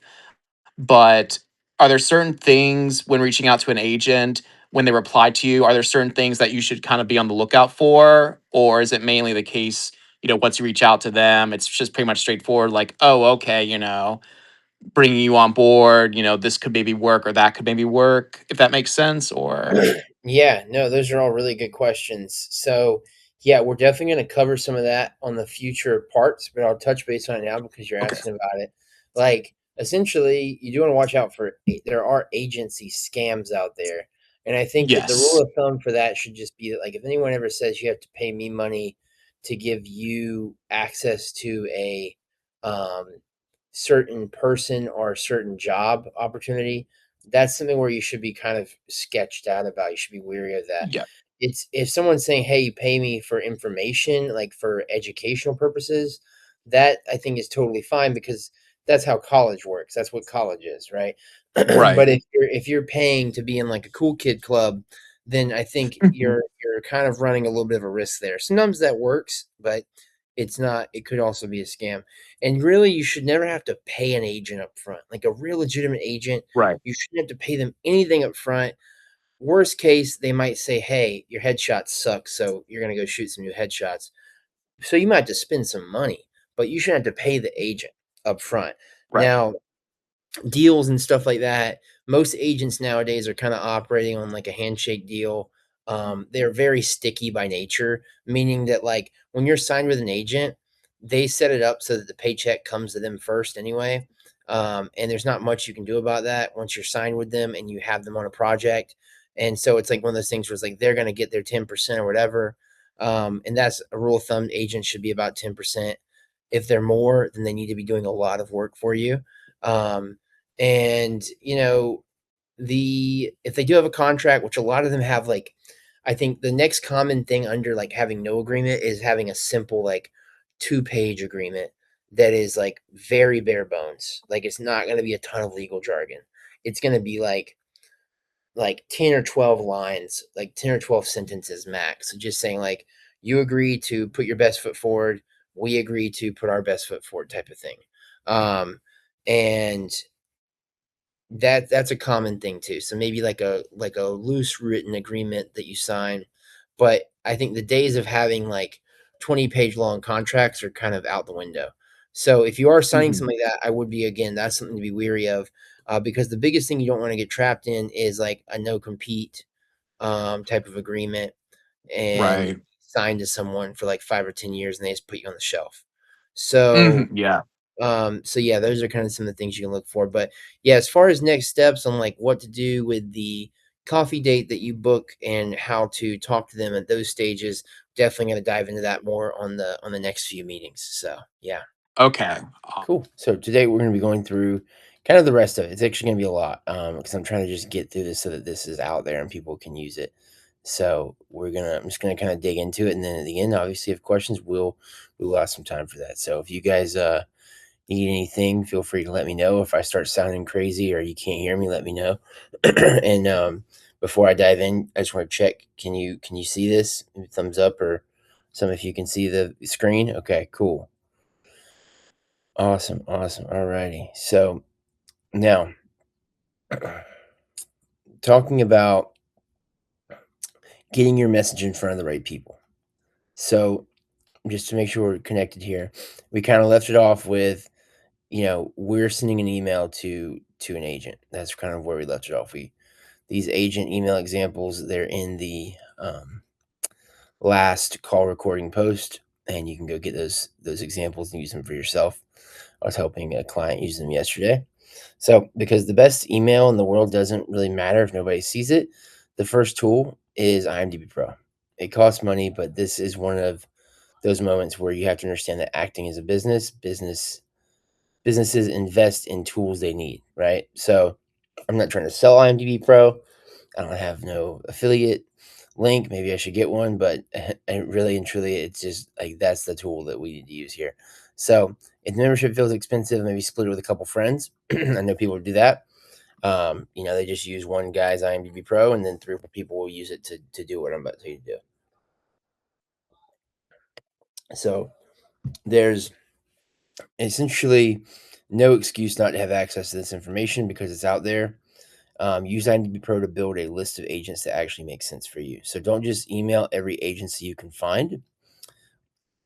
Let's go back to kind of what we talked about earlier. Study the roster. Just to touch on that again, we were talking about finding an agent, studying their roster, seeing if they have gaps, right? Find the gaps and decide where you genuinely fit. Then write a customized email for that specific agent. Every single one. And I know that's more work and it's supposed to be. So I have those templates above, and I would say that, using these is great. Mixing it up is great, but still you need to make small adjustments. Like I think I used this one with a client yesterday, and we added a line at the top, and then we marked something out in the middle, and of course we changed the some of the info. So you don't want to just slap a band-aid on it. You don't want to be sending blanket emails. That's lazy. They're obvious, and they almost never work because they feel like they're written for everybody. So you don't want an email that could have been sent out to 100 agents. You want an email that could only have been sent to one. After you send the email, don't just sit there waiting. Go find them somewhere else. Connect with them on LinkedIn. They have Instagram. Follow them there. If they accept your connection request, send a short message like, "Hey, I just wanted to let you know that I sent you an email a couple days ago, and it'll be coming from this email address with this subject line. I think there's an interesting opportunity for us to explore." That's it. You're not trying to have the whole conversation in the DMs. You're just pointing them towards the email. Then be patient. I will sidebar to this and say, being patient can also equal emailing 20 other agents while you're waiting for this one to reply. So don't just send one and sit there and wait. 'Cause, it might take you 100 emails. Let's still make sure that caveat is clear. But yeah, every few days, if it feels appropriate, you can send another short nudge through social media. About once a week, reply to your original email to bump the thread back to the top of their inbox. Keep it simple. Don't rewrite the email. Don't guilt them. Just bump the conversation. Most people quit after one attempt. So the actors who consistently get meetings are usually the ones who stay professional, stay persistent, and keep showing up. Persistence matters. Just make sure you're always giving people a reason to be excited when they finally open your email. So again, this looks like, instead of replying to the email, be like, "Hey man, it's been 3 weeks, I haven't heard from you." Be like, "Hey, just bumping this again," or like there's a bunch of corporate jargon people will say, like gently nudging this for you. Like you can dig into some of that if you want, but really just being kind and nice, being like, "Hey, thanks for your time, just putting this at the top of your inbox. Hoping you get a chance to read it this week." And just do that for 52 weeks. And at some point they're either going to tell you to please stop, or they're going to answer you. And both are great because both means they read your email. So there's one way to separate yourself from almost every other actor reaching out, and it's this next strategy. So if there is an agent you really believe you'd work well with, I want you to take it one step further and send them something physical. Almost nobody does this anymore. Excuse me. Which is exactly why it works. So, and me working means like you might go from like a 1% chance to like a 2% chance. Okay. I'm not saying that this is a one hit kill here. This is still, death by 1,000 cuts. You might have to send out, 100 pieces of physical mail, but it's still, in my opinion, if you care about it, it's worth it. So let's think about it for a second. Agents spend all day looking at screens, emails, submissions, messages. Everything's digital. So the one day that a package shows up with their name on it, immediately you've done something different. Now, this doesn't have to be expensive. Keep it clean, keep it professional.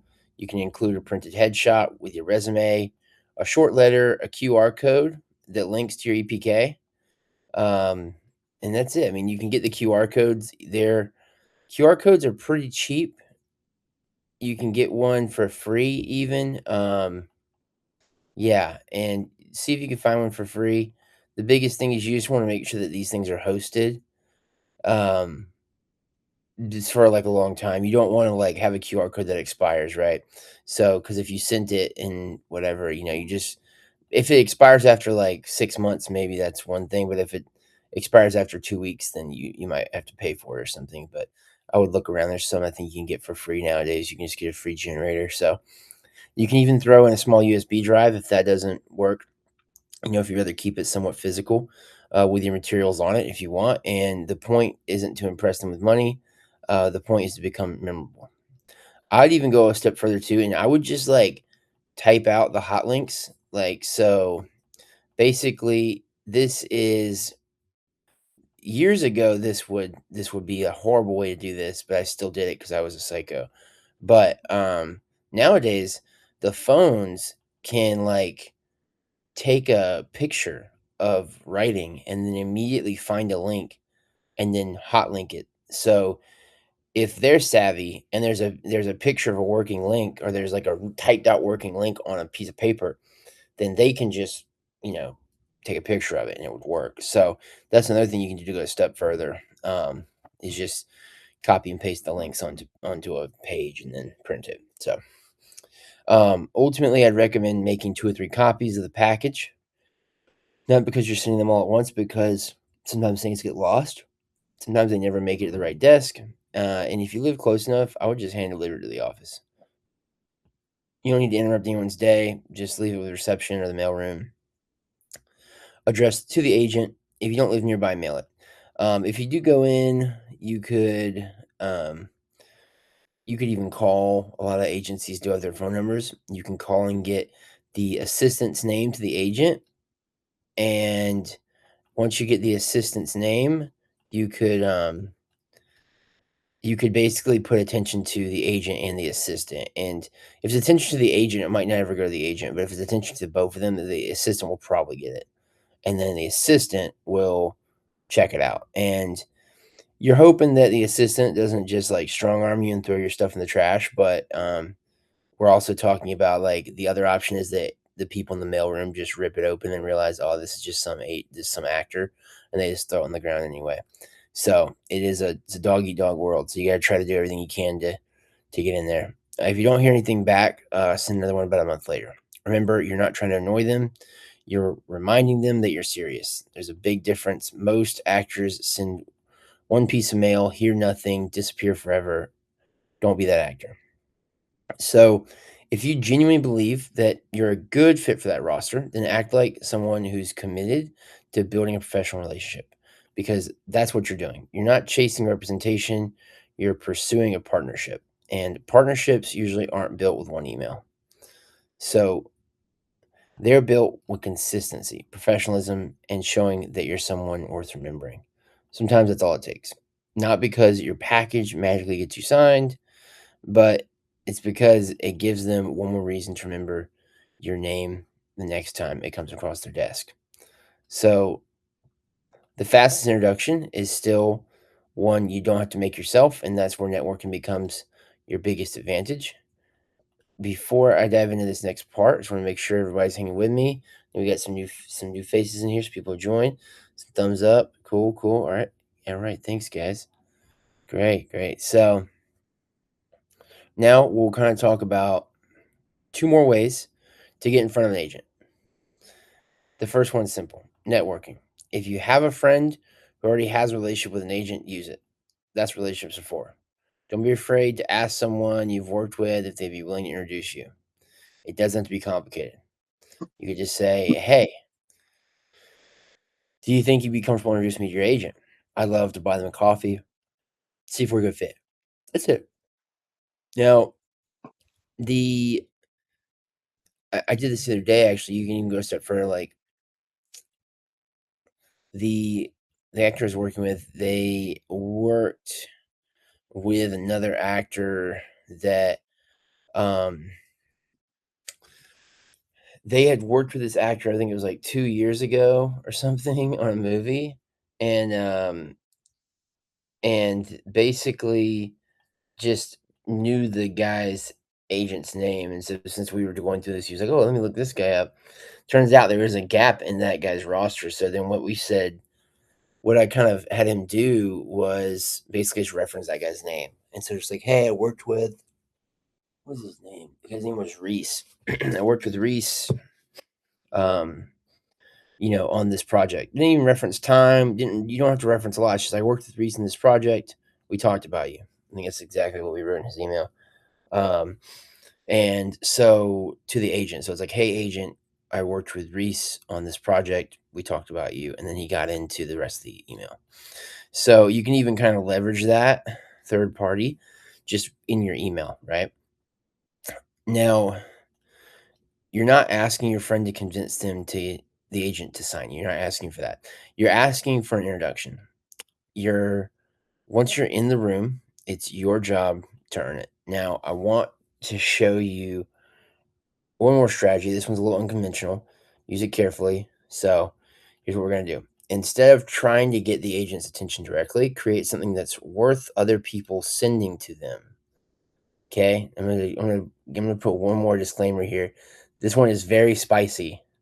So, anyway, here we go. So, for example, let's say you notice an agent has a major gap in their roster, right? You can make a short video talking about it. Something like, I was looking through this agent's roster today, and I noticed they're missing this entire typecast. If I were building that roster, this is probably the next actor I'd be looking for. Then explain why that type matters. Talk about the kinds of roles that actor would play. At the very end, casually mention that your EPK is linked in your bio if anyone wants to see your work. And yeah, I mean, you might kind of notice what we're doing, but really we're calling the agent out. We're not criticizing them. We're not saying they made a mistake, right? And we're not necessarily, and I mean, like, I should say, we're not calling them out directly, like, hey, this agent sucks. We're not criticizing them. We're not saying they made a mistake, but we are trying to get their attention. I should be clear. We're simply making an observation and talking about the business. And this kind of goes into the realm of like actor influencer content, which is why I think it would be acceptable if this was made.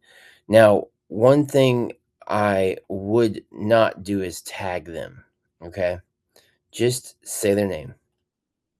The reason is simple. The real goal isn't for them to discover the video because you tagged them.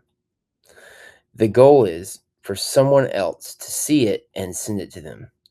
That is much more powerful. It creates a social proof before you've ever had a conversation. Because, like, imagine if one of their peers, right, says, or even crazier, like their boss, because agents kind of can't have bosses, basically, and they're just like, "Hey, Joe, what are you doing, man? Like, you see what's going on here with this Instagram account?" I mean, that might not be the best way to get their attention, but at least it's going to be interesting for them to think and be like, "Man, well, I do have this gap, right?" And so the other way around, like some of their peers be like, "Hey, check this guy out," like, and at the end of the day, it's like this one's spicy. This is a Hail Mary. This is like a, um, you know, This is more like a trick shot than anything. Like, I don't know how else really explain it. Yeah, I mean, essentially this strategy can absolutely backfire if you come across as arrogant or disrespectful. Like you're trying to embarrass someone. So don't do that. And the tone should always be respectful, professional, curious.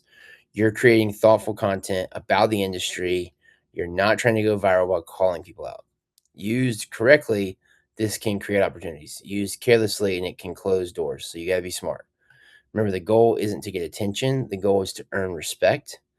So if you can do that consistently, you'll be surprised how often the right people eventually find you.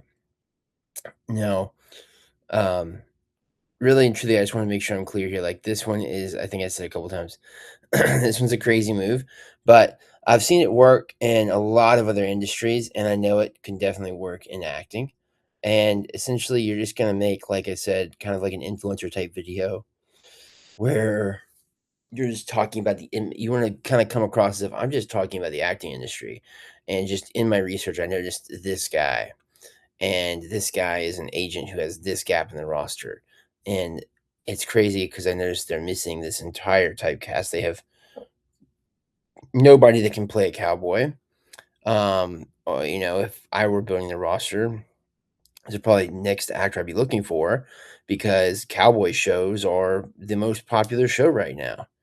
And then, ultimately they could also play some of these other roles that are cowboy adjacent.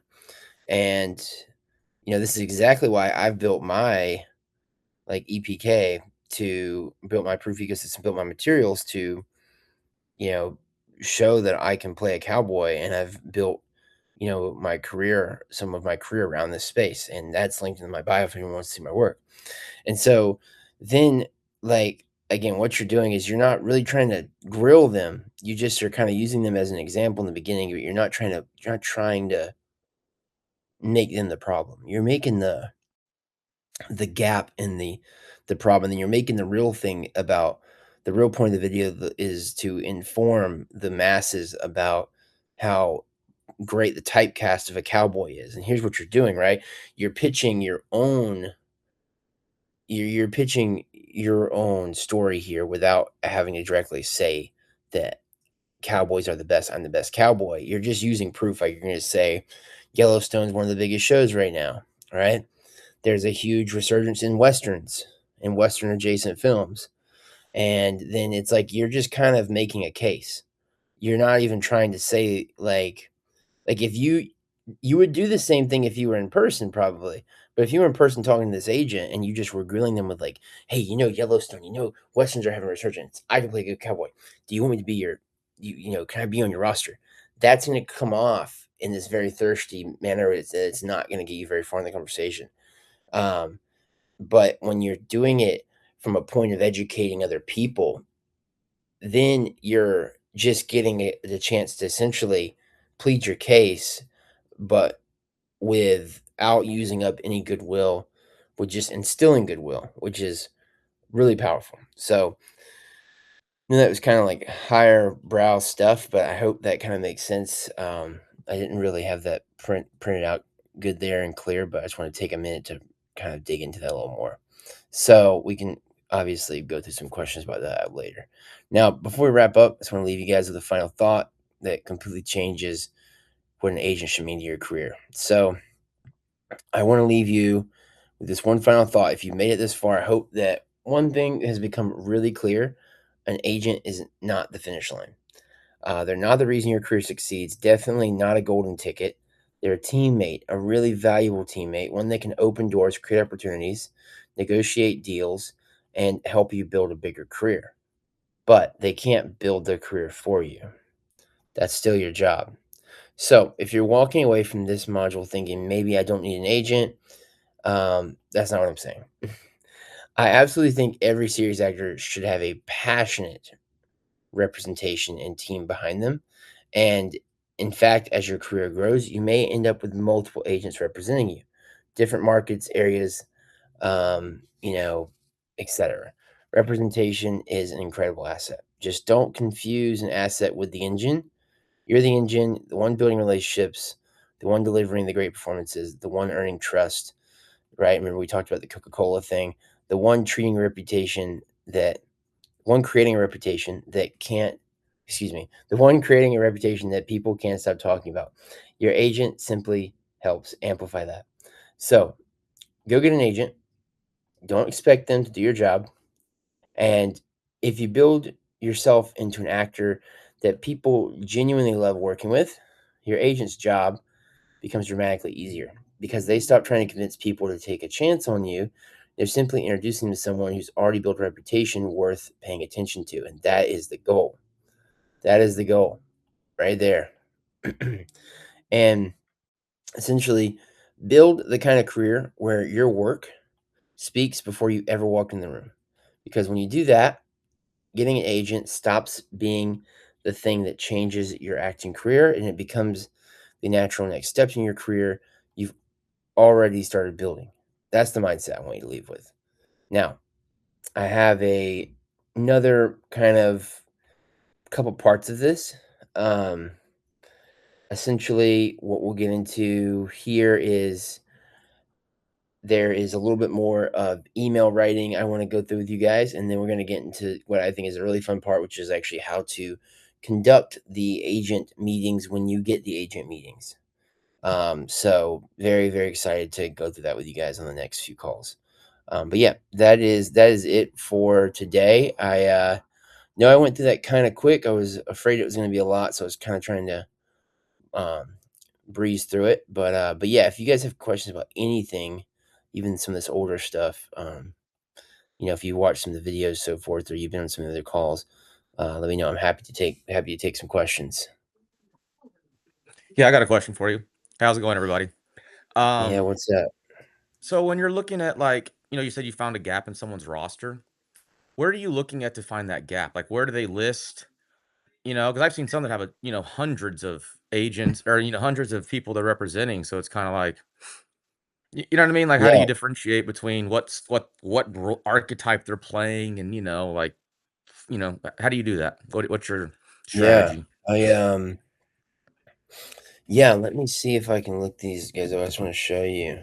Because I've been on what is it? Mhm. IMDb Pro, and looked, I have all the representation there and looked and, shows how many people and that kind of thing. I just don't know how to differentiate between the data. You know what I mean? Like, I don't Yeah. know, hey, this guy has a ton. Is that too many people he's repping? And you know what I'm saying? So I don't really know how Yeah. to target it. Yeah, I'll show you. I can kind of take a second to show you both. This is you guys seeing this roster of people right here? Thumb up maybe or something. Can you guys see all these pictures of actors on my screen? Yes. Okay, thank you. So this is what we're doing when you're looking through someone's rosters. I'm actually going to use one of your fellow community members here, and this is his agent's roster. He's out of Australia. So I think looking at everybody that's in here, I don't think these people will really matter to you guys unless you're planning to move to Australia. But his name is Mo. Great dude. He's been in a couple of these calls. This is him. And so obviously when we scroll through here, very few people look like him on this roster. Okay. And also too, he's got a really dramatic headshot. Like the red background with like a blue light on him is like it just looks crazy. Like all these people have some of these are really clean headshots. I'm not hating on anybody's headshots, but it's like first of all, the headshot itself is a standout, but then also he himself is a standout. So when you're looking through, like I want you guys to play pretend with me and imagine that Mo isn't here right now. And if we scroll through here, right, some of these people look the same, some of them don't, some of them are different. We have a lot of different, just gender facing, a lot of different ethnicity facing, a lot of different energies, ages. So, but now when you look and you see Mo, he just stands out, right? To me, it's like he pops out of there, which is great. That's what you want. When you're on someone's roster, you want to pop out of the roster, right? But when we're looking for an agent, we're gonna go and say, okay, let's just pretend you are Mo. Let's all pretend we are Mo in this situation. And Mo, if you're watching this, love you, dude. Hope you're enjoying this. But basically, the point is like we're gonna look for that. We're gonna look for ourselves in these people. Okay, so looking around, if I'm pretending I'm Mo, I don't see myself in a lot of these people. A few of these people I see myself in, and I'm not just talking like ethnicity and gender. I'm also looking at like character energies, and I'm also looking at role lanes and stuff, like who can play the same type of character I can play, even if we don't look alike. And I'm just not seeing a lot of that if I'm Mo, right? So then that to me is a big signal that, hey, look, these guys have a gap in their roster that I could fill. So that's kind of how you go about finding it. And then after that, you want to hunt these people down essentially and find their information. So I'll pull up IMDb Pro here and kind of walk you through that as well. Let's see. Okay, go back. Okay, reload. Give me a second. IMDb's not wanting to cooperate. There we go.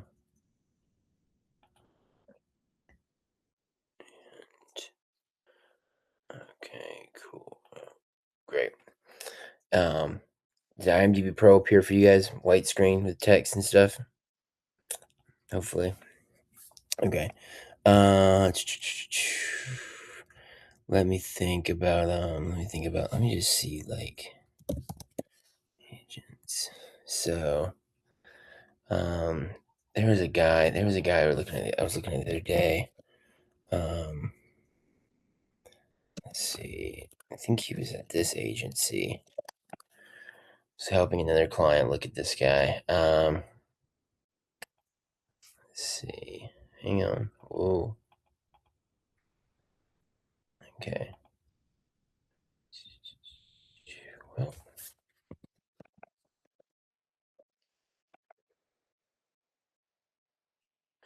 There we go. So Paradigm, huge agency. So anyway, we were looking at these folks for another client of mine, and I think this is the guy we're looking at here. So basically, you're going to kind of start going through agencies. That you can look up an agency like I just did. Like you can probably find more online than you can like niche down to find them on IMDb Pro. And then you can like see who their agents are. And you can open up their agents like this and you can find all their information. So we have Instagram here. We have website here. We have phone number here. We have address here. We have email here. And so then what you can go and do too is like you can open the clients tab. And this is usually like 90% accurate. Like sometimes there's like small clients that are on these rosters, but this means it's usually like really accurate. So then what I was doing with my client is I was scrolling through this with him and we were just looking to see like who fits this guy's typecast and who fits this guy's like kind of ethnicity and energy. And there's just this agent particularly doesn't have a lot of people that fit that role. So it was one of those things where I was like, yeah, this is worth a reach out. There's no telling what's going to happen, but it's worth a reach out. So there's that. But yeah, I mean, basically, looking at this like in, chat, I know you asked this question, so I'm gonna look through this guy's roster and kind of think about you a little bit. Kind of just I'm just gonna breeze through.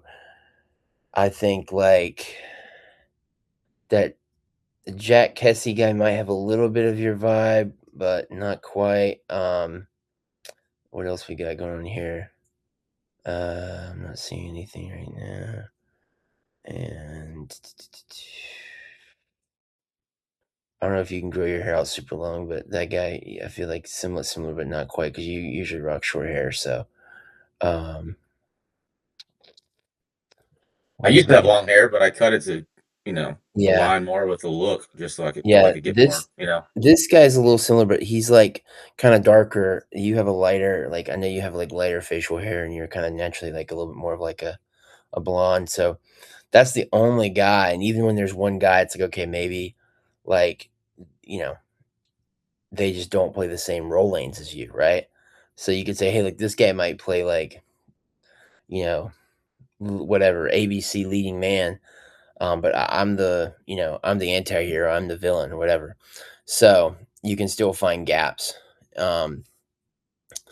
And in that situation, you could say, look, I saw Logan Paul. I know me and him will look a little bit alike, but I looked up what he does, and this crime mystery drama. There we go. Why did my eyes overlook that for the past like 30 seconds? There we go. Yeah. So you could say, look, this guy's doing, this, I could do rom-coms, or vice versa. This guy's doing rom-coms, I can do crime mystery drama. So you just kind of have to like find where you fit in. I know this was kind of long-winded, but thanks for tagging along with it. Hopefully this like kind of gives you the idea of what I was saying. Hopefully this answers your question. Yes, sir, it does. Thank you. Okay, yeah, no problem, man. Yeah. So anybody else out there right now with questions on any of this, like how to get an agent stuff or anything we talked about today? I had a question. What is EPK? Oh yeah, it's just electronic press kit. So it's like a fancy word for a PDF, basically. Oh, okay. Yeah. Yep. And let me see if I can find my mine. Give me a second. Okay, there we go. You see my screen? Big picture Yes. of me. Okay, cool. So yeah, my agency did this. And I know a lot of actors try to build a website for themselves. I think you don't really need that thing. You can, if you do, it needs to be this simple. It needs to be like very stupid simple. But yeah, we have reels over here. We have a leading headshot. We have a little synopsis. Then we have like pictures. Then we have Instagram tags and stuff. And then we have like, sorry, I'm gonna give you. I hate when I do that. Sorry, guys. I'll give you a quick little blister through of this. I thought I was sharing this. This is my EPK right here. So there you go. Quick little glide through of what it kind of looks like. So, all right, cool. Now we're caught up. Any other questions, y'all? Yeah, I got one maybe. So Yeah. my strategy, I haven't reached out to a few, but I don't know. I mean, I guess I just auditioned enough and things seem to be going that I just haven't really focused on it. Is it naive for me to think that, as I get more into this, get more thing that eventually representation will find me? Or, like, is it something that I should actively pursuing as much as I am, uh, auditioning or, trying to find projects? Yeah, I think it's a great question. Yeah, I think it will naturally find you if you just like continue working and networking and so forth. Like, and I think you're doing a good job of that. You're doing a good job of self-submitting. I think a lot of actors don't do a good job of self-submitting when they're in the stages that you're in, and some of the other actors in the community are in, where they're, the average person is just not treating it like their own career. They're kind of just like doing it as a hobby, and they're not actually submitting multiple times a day to different things. So when you're doing that and you're getting a lot of good callbacks and you're getting booked for stuff and you're getting to work and network, you're getting jobs and getting network on those jobs, then if you're good at that and you work hard at it, then you'll be able to kind of climb up the ladder and find yourself some good opportunities. And at that point you're waiting for one of them to do pretty well. Like you're waiting for um like an obsession type of thing to happen. And it doesn't have to be that big. Obsession is like outrageously huge, like explosion. Like that's definitely like a once in a decade thing that happens in Hollywood. But it doesn't have to be that big. It could just be like you're waiting for one of your films to like get, grand jury at a film festival. Like that's good enough to probably get an agent to approach you. But the point is that like, again, if you're already taking those steps to self-submit, then why not just take the extra steps to like go and get yourself out there?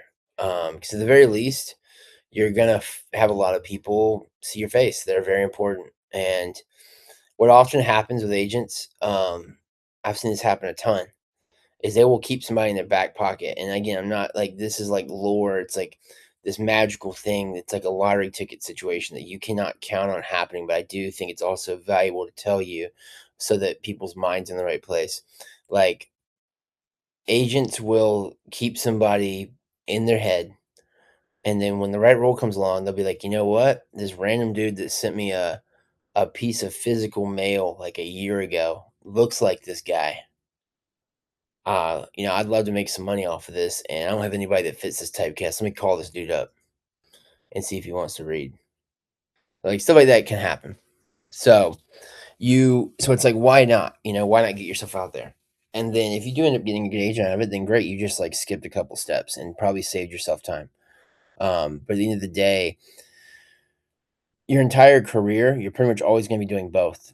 Like the steps that you're taking to self-submit and the steps that you're taking to put yourself out there and to network by yourself, um, you're going to be doing that forever. It's just going to change. Like, it's going to change from it's going to be different levels. Like, you're going to be like in the trenches of Actors Access trying to get an independent job.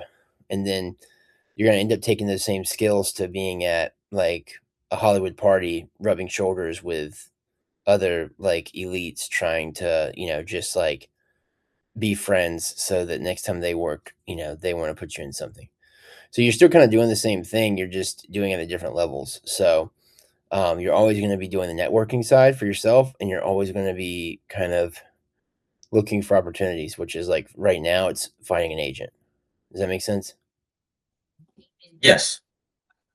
Thank you. I mean, I've been looking. It's just, it's not, maybe I don't apply as much gusto as I do with the self submit and everything else, Yeah. Because I'm trying to hope when I get to LA, the networking is a little easier than being in Hazlet, Texas. Yeah. There's just very limited opportunity to get out and, in person, which is easier, in my opinion, than networking on social media and emails, because I've sent stuff and I don't even know if they received it. I guess I should pay to have them to see if someone like you did that one time to see if when it opened, how much they opened it and when they opened, just to have some metrics to know that if it's just going into the abyss or if they actually opened it up. Because I feel like they get that crap all the time. Like, how am I going to differentiate myself from Right. probably was like a junk folder, like who knows? Yeah. But yeah, it does help. I appreciate it. Thank you. Yeah, no problem. Yeah, man, of course. Great. So does anybody else have some questions before we kind of wrap up for today?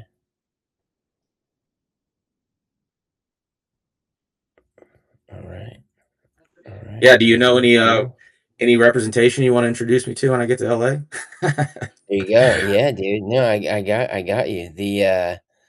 The when you're getting here in August, right? Yeah, in a few weeks. Yeah, okay, cool. I'll be back by then. Yeah, we can grab a coffee and try to figure some stuff out. We can go through the people I know and look around for you. I think Cool. the biggest thing is just like making sure, and I say this to anybody too, that I'm gonna potentially introduce someone to, is I just want to make sure that you're we want to make sure everything's tight. Like, we want to make sure that that you've kind of went through the Proof Ecosystem Masterclass and that your headshot reels and resume is all dialed in.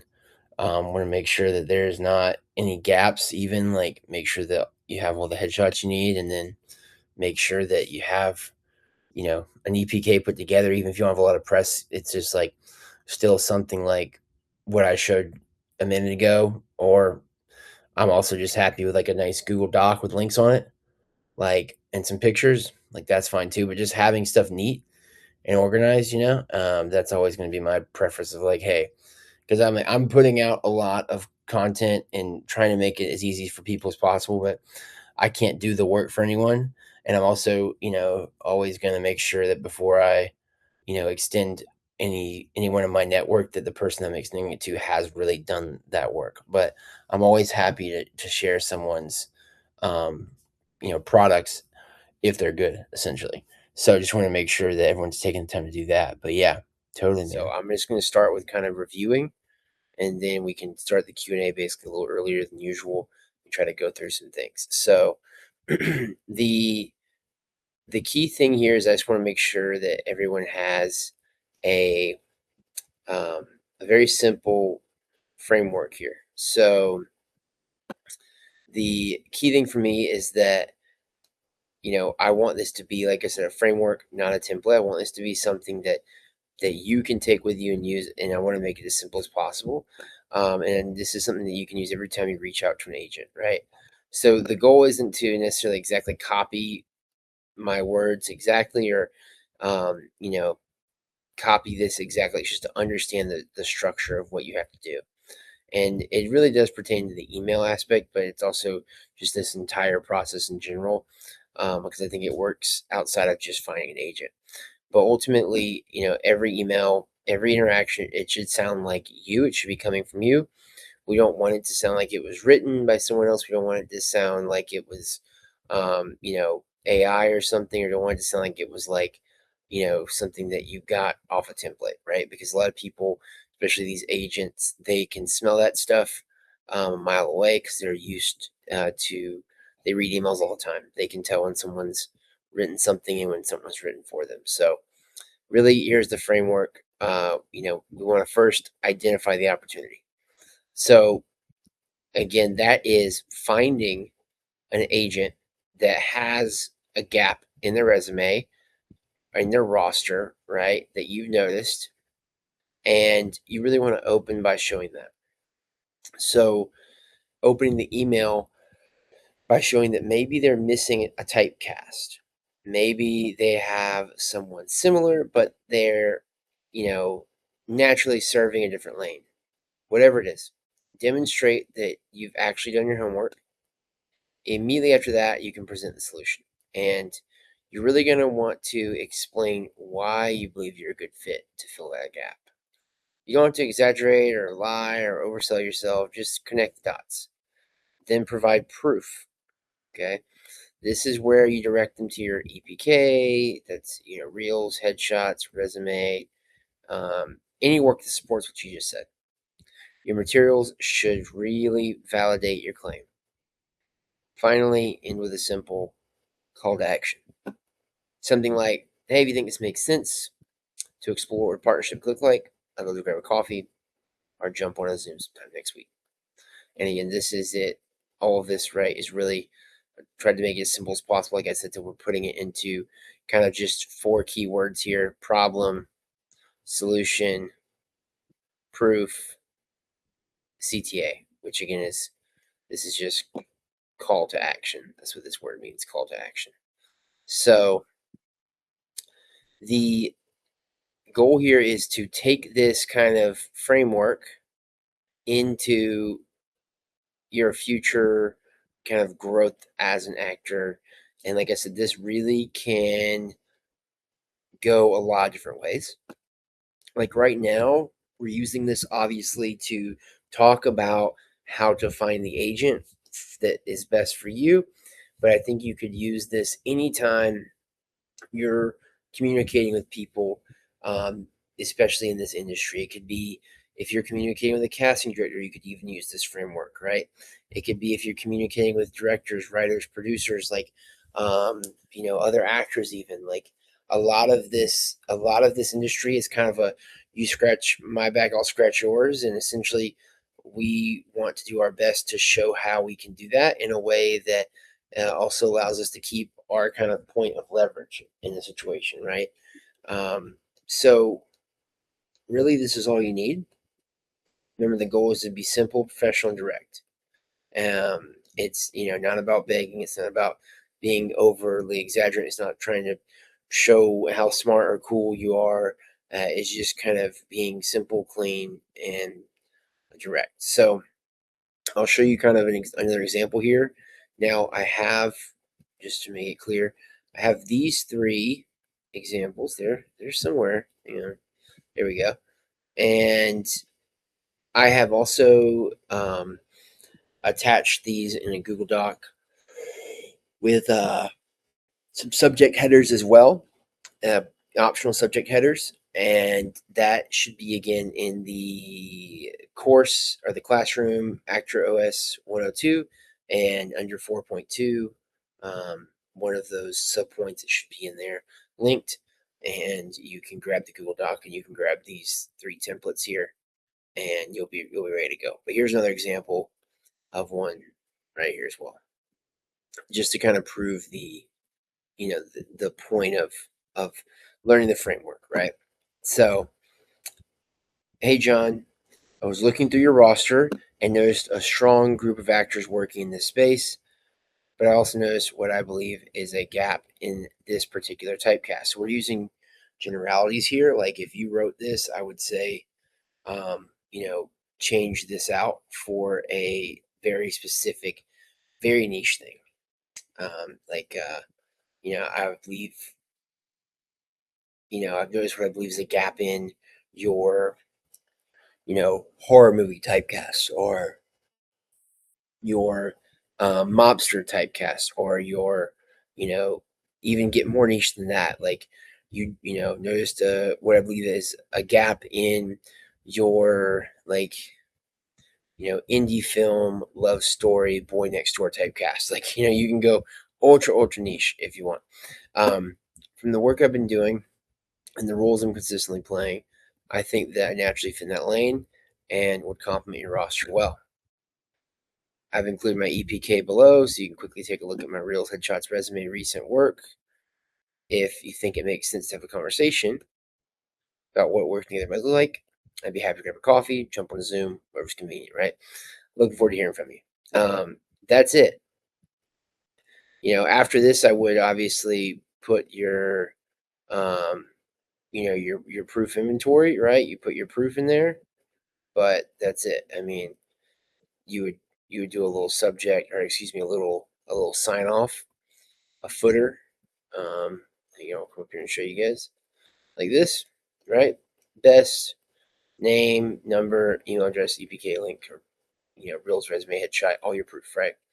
So there we go. Now,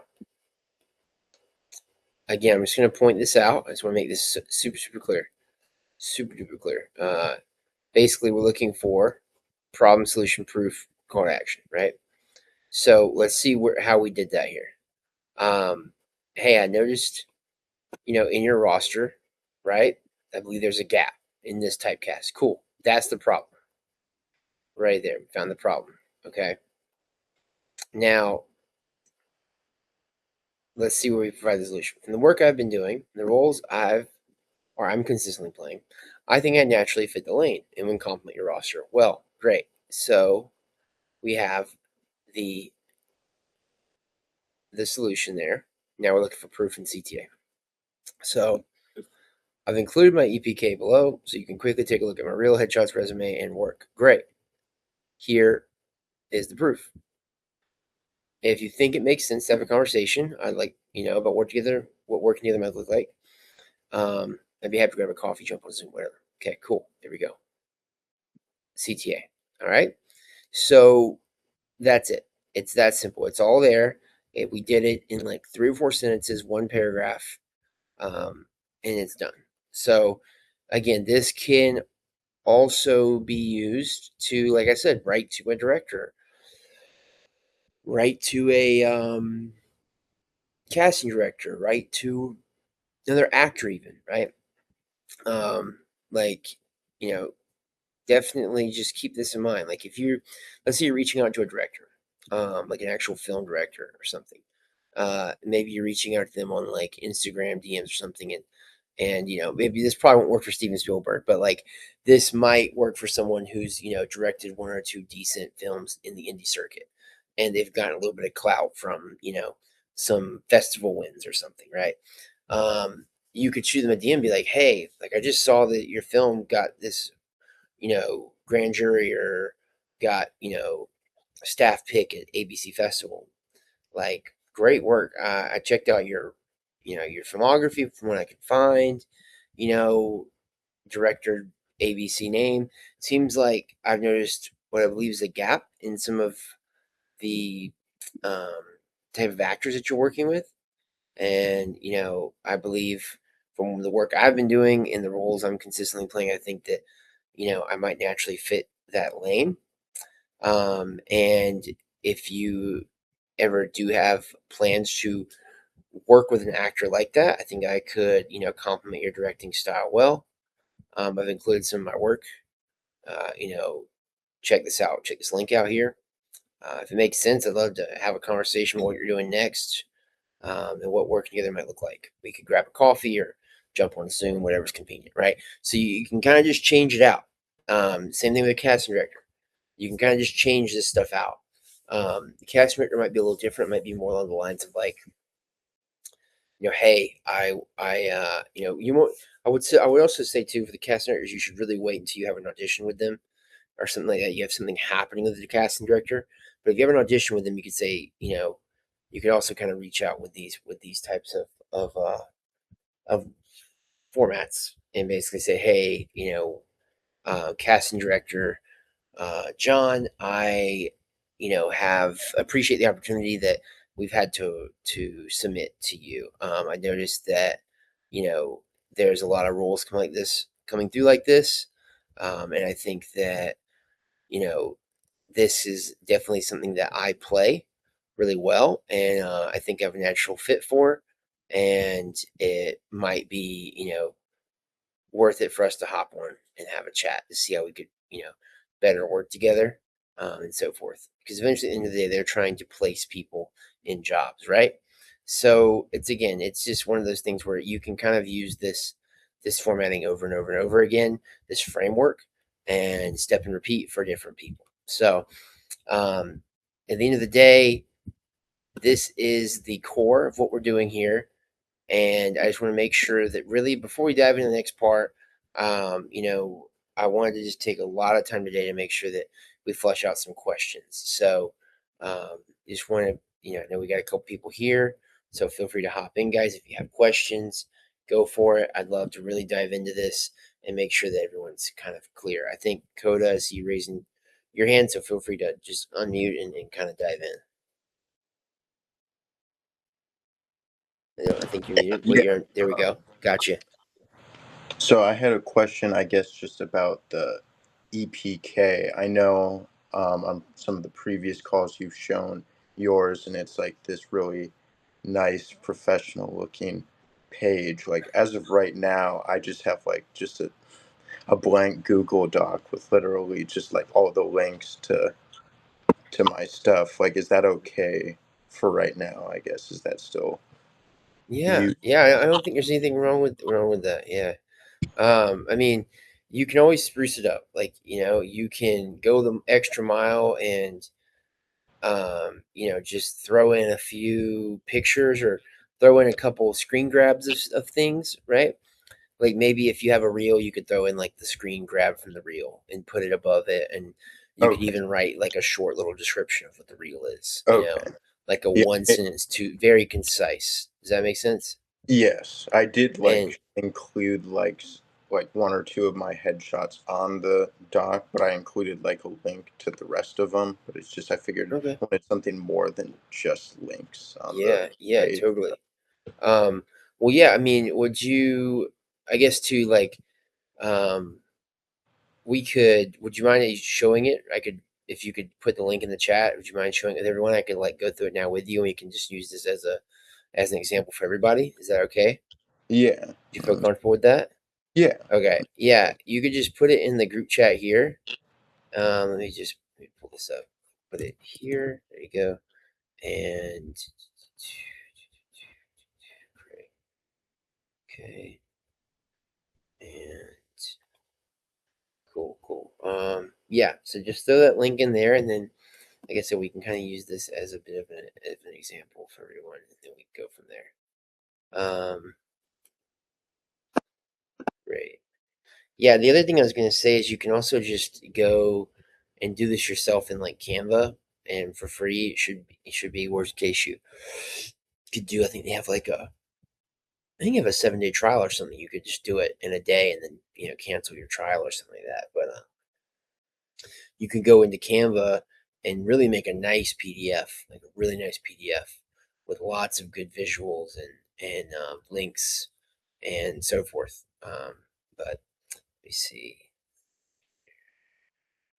Okay, got it. Let me share this. Okay. Okay, guys, is this showing up for everyone? Let me see. Okay, got some thumbs up. All right, let's kind of dive in and Coda, feel free to stay unmuted if you want to like kind of go back and forth here a little bit. But Yeah. I'm It just should gonna have kind of. I'm not sure why they're not showing up. It should be underneath all of those. Okay. Oh, here we go. We got you. There you are. Look at you. All right, man. Good. Cool. Okay. So let me just make sure I read this. So that your resume. Okay. Okay. Cool. Cool. Cool. And then is this what is happening here? I don't know. I LinkedIn. tried to like copy from like my phone and it's like Okay.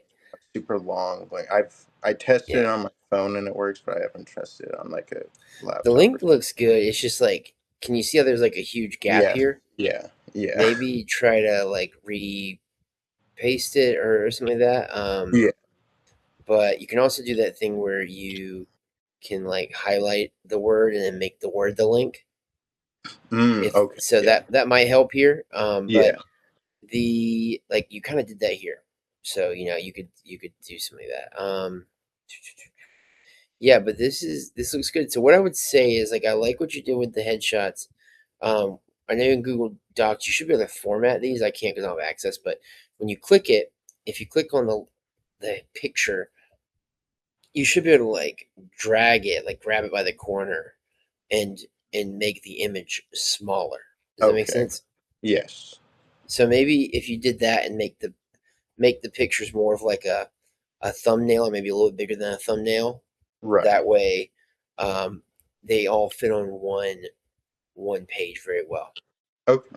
So then I would make sure to put them. Where is it? Like I guess this is technically your headshots. So I'd put them like below it or above the headshot link. Okay.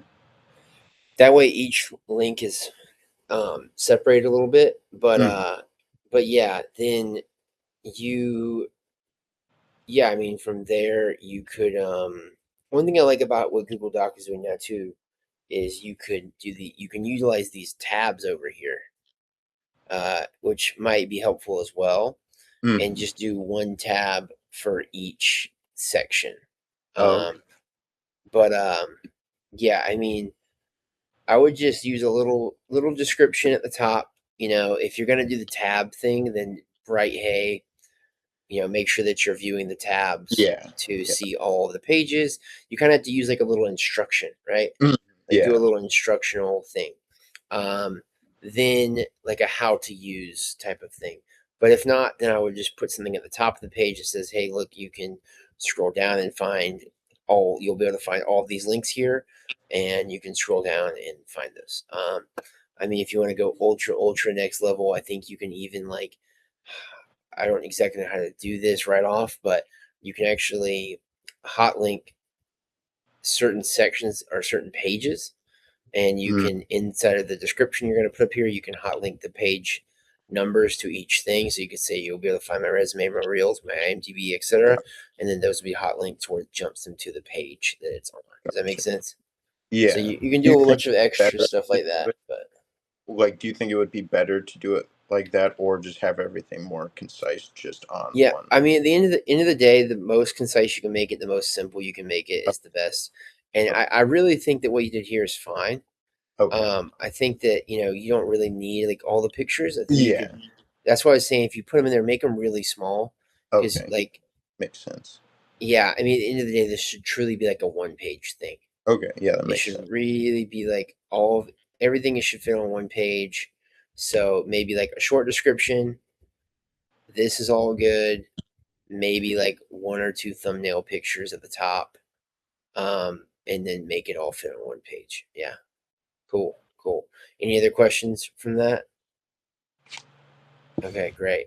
Yeah, yeah, I mean, this is a good start, and then down the road, if you have like publications, like that's something else that's good to put in here, but no big deal right now. Like this is if you have like a bunch of like print and media postings and stuff like that, but or digital magazine postings or stuff like that. But anyway, cool, great. So that was a good little side tangent that we went on there for the EPKs, because I know that's a lot of people always have questions about those. So, any other questions you guys have on particularly like where we're at with the framework for the the proof solution, problem CTA framework for the agent emailing and the agent outreaching.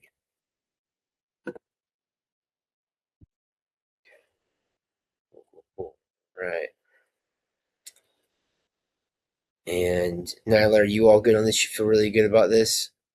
I know we talked a little bit. Yeah. Okay, cool. Mhm. Great. And then Mike, I know we talked about this earlier. You feeling good on it? Fine.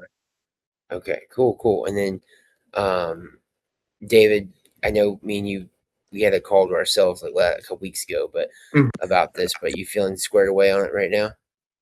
Pretty much, yeah. Just making sure, like as you said, because I can understand where easily if you're not careful, it could come out as like as you say, like almost like AI in a way. So you want to bring like a little personality, I guess, in a way when Yeah. writing the description a little bit. So yeah. Okay. Yeah. Cool. Great, guys. Great. Well, yeah, I'm glad everybody feels good about it. So, just kind of for sake of time, then we'll jump into a little bit of the next section here, and then we can kind of keep going. So, the basically the previous, like, what I'd say is half of this is really just about getting the meeting. So let me clear up a few things on my screen so I can kind of good work here for you guys. So great. So the previous module was just about getting the meeting. This one is really about winning the relationship. This is kind of like what comes after the first or second email, essentially. So once you get the meeting, great. That's really just the beginning. So first, congratulations, right? If you do get a meeting, awesome. That's kind of the hard part, right? You wrote the email, you got their attention, you did the research, right? And you just tried. Like, some people just don't even try, right? So it's like you'd be surprised how far just trying gets you. So again, congratulations. And ultimately they said yes. So again, they're just saying yes to a meeting, and that's what we have to imagine. Like, this is really just like, this is just half of the trouble, right? It's like, in Indiana Jones, when he makes it to the center of the dungeon and he finds the treasure, that's great, but he still has to get out of there alive, right? And so that's kind of essentially where we're at. We've made it to the center. We've opened up the treasure chest, but now we've got to get this thing out and not die. So this might be a little dramatic, but hopefully you guys get where I'm going with the analogy. But really, to me, this is where like the real work starts. I think that, again, a lot of people think, oh, doing all this research is hard work, but it's like, no, this is where you really have to start using networking skills, because the meeting isn't what gets you signed, it's the relationship that gets you signed. And relationships really start long before you ever sit down across the table from someone. Every interaction from this point forward is communicating something. It's like, are you thoughtful? Are you proactive? Are you someone who's easy to work with? Are you the kind of person who solves problems before they even exist? Like, you're getting evaluated constantly. Every little decision you make, it will come up in a point of conversation, and then someone's going to evaluate how you made that decision, and then they're going to judge you based on that. So here's where I think most actors completely miss the opportunity. Most actors spend all their time thinking about what they're going to say in the meeting. That's just what we do, right? Like, we're trained. That's literally how our brains are wired. We're wired to spend all of our time thinking about how we're going to read our script on camera, right? Like, and that's great. That's what we do best. But when we're doing these things, these networking things, we actually have to kind of think about it in the opposite. Less about what we're going to do when they say action, less about what we're going to do in the meeting, right? And, if we're using the analogy that the meeting is the scene, and we're going to think, okay, this is more about what I'm doing off the set rather than on the set. This is more about the prep work. So very few think about the experience they're creating around the meeting. And that's the difference. So the goal isn't just to have a good conversation. The goal is to leave such a strong impression they remember you long after the meeting ends. Because at the end of the day, that's what representation really is.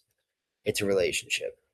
And relationships are built through thoughtful actions over time, right? Not one perfect conversation, thoughtful actions over time.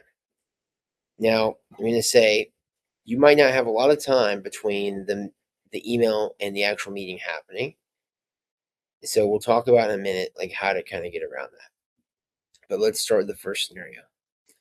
They want to meet with you over Zoom. So most actors, just accept the calendar invite and show up. Maybe they they might rehearse a few questions or whatever. They might make sure that they look good, obviously, but whatever, they might set up their camera, etc. We're talking about more than that. We're going to do something differently. A simple gesture before the meeting can completely change the way they remember you. So this is the Zoom strategy. So let's say something like the meeting is happening over Zoom, right? Here's what you do. Once you've got the meeting scheduled, ask if you can get contact information for their assistant. Just keep it simple. Hey, I'd love to send something over to the office for our meeting. Can I get your assistant's email, phone number, so I can coordinate delivery? Now you've accomplished two things. First, you're doing something thoughtful for the office. Second, you've established a relationship with another very important person in the team. Don't underestimate that. Assistants are often the people who keep everything moving. In some worlds, assistants are kind of bullcrap, excuses for whatever, someone to go on coffee runs, right? But in the world of agents, they're true assistants. They're very integral people to the agent. So they're coordinating schedules, they're handling communication, they're interacting with the entire office every single day on behalf of the agent. So we want to treat them very well. Now, when it comes to what you send, you obviously, let me take a step back, and we're not talking about sending them anything crazy. We're talking about maybe sending them coffee and donuts, right? Just to kind of set the precedence here. So don't just open DoorDash and order the first thing you see. Spend 5 extra minutes doing a little research, right? We're going to want to find a local donut shop, okay? Great reviews that's close to the agency. Call them. Call the donut shop, okay? Tell them who it's for, right? Say, hey, look, I'm calling because I've got a meeting at this XYZ agency. I know they're down the street from you guys.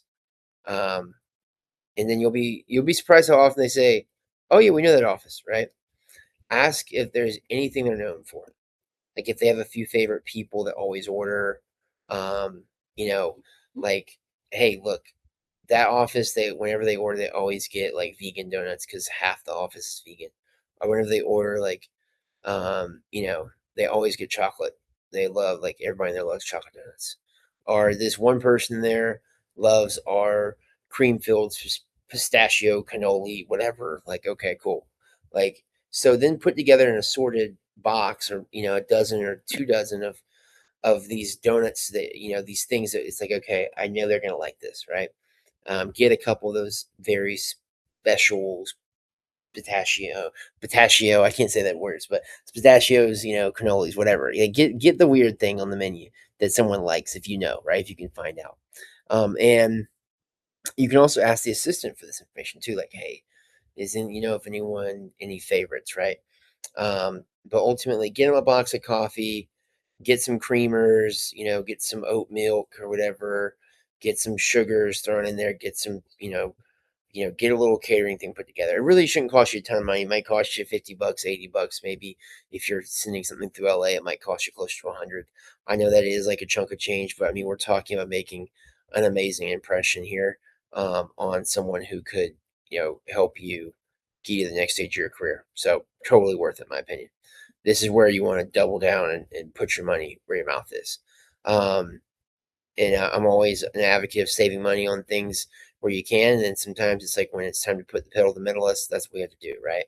So you're also going to want to ask the assistant what their favorite donut is, okay? And what they usually drink. And then include one specifically for them, all right? Get them their own special donut and coffee, okay? And when you reach back out, you can simply say, hey, there should be a coffee and donut in there just for you, ABC assistant. I really appreciate you helping me coordinate everything. It's a small gesture. You know, most people remember these small gestures, right? And especially someone like an assistant, the assistants are used to getting kind of dunked on. They're pretty low on the totem pole, even though they do a lot of work, right? And even though they have sway, they don't really know they have that much power most of the time. But at the end of the day, they do. So we want to make sure that we take care of them. Also, you can have the donut shop write a short note on the box, something simple like, "Hey, to ABC Agency, looking forward to meeting everyone from Bo." Okay, meeting everyone, that's very key. We are planting seeds in their brain that at some point you're going to be in that agency shaking all their hands and working with them. But nothing flashy, just thoughtful, like one simple sentence like that is good. Then schedule delivery to arrive about 30 minutes to an hour before your meeting. That way, by the time you jump on the Zoom, everyone's already experienced your professionalism, and they hopefully all have a sugar high or caffeine high as well, which will put them in a good mood. That's before you've ever even said your first word. Again, I know this might sound ridiculous, but it's like I said earlier, it's like, hey, Bo, we're spending this much time talking about donuts. I know, but it isn't really about the donuts. It's really about showing people the kind of person you are before you've ever had the chance to tell them. Most actors only think about their performance once the meeting starts. Like I said earlier, I want you thinking about every touch point leading up to it, right? This is what really separates professionalism from everyone else. So now I have a breakdown, right, of kind of like, what meeting in person looks like. It's different. There's a whole different kind of playbook there. So I'll take the time to jump into that, but I just want to make sure you guys are kind of prepping some questions here if you have any, because I would love to get your guys' questions for this. So you can go ahead and feel free to start writing some down if you have some. We'll dive into this kind of what it looks like in person now, because it is different. So if you have an in-person strategy, if you have an in-person meeting, here's the strategy. Now, if you have the opportunity to meet in person, I actually think it's a better option, and really you should kind of push for it. And the reason's simple. It face to face, just it builds reputations faster or relationships faster. If the agent lets you choose the location, don't make them drive across town. Just figure out where their office is, pick a coffee shop or lunch spot within walking distance from their office, like 5-minute walk. No more than 5-minute walk. They're not going to walk further than like 2 blocks, 3 blocks. And just say, hey, I saw this place right by your office. Looks great. Why don't we meet there? Right? That way it's easy for you. You can even have a second one. You can say, all right, if that's the place you hate, ha ha ha. If that's the place near your office that you despise, LOL, then how about this one instead? Again, you're thinking about their experience here, not just your own, and you're showing that.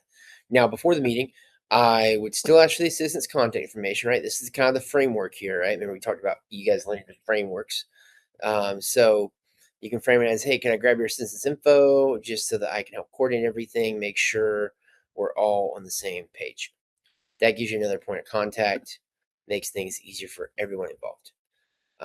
Now, sometimes the assistant might just be straight away copied on the email. That's great, but if they're not, ask for their info. Now, here's something I would do again that almost nobody else does, right? We're going to kind of follow the same framework here. You might recognize what we're doing. We're asking the assistant what their favorite thing on the menu is. All right. You might be able to guess where we're going with this. For the end of your meeting, order it to go.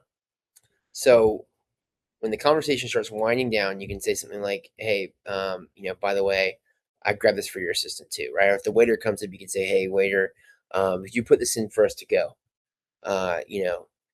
And then when he comes back, you could say, "Hey, look, I ordered this for your assistant. I figured they'd probably, um, you know, I figure they'll probably help making this happen behind the scenes. This is a simple gesture of gratitude to them. Would you mind taking it back and dropping it off?"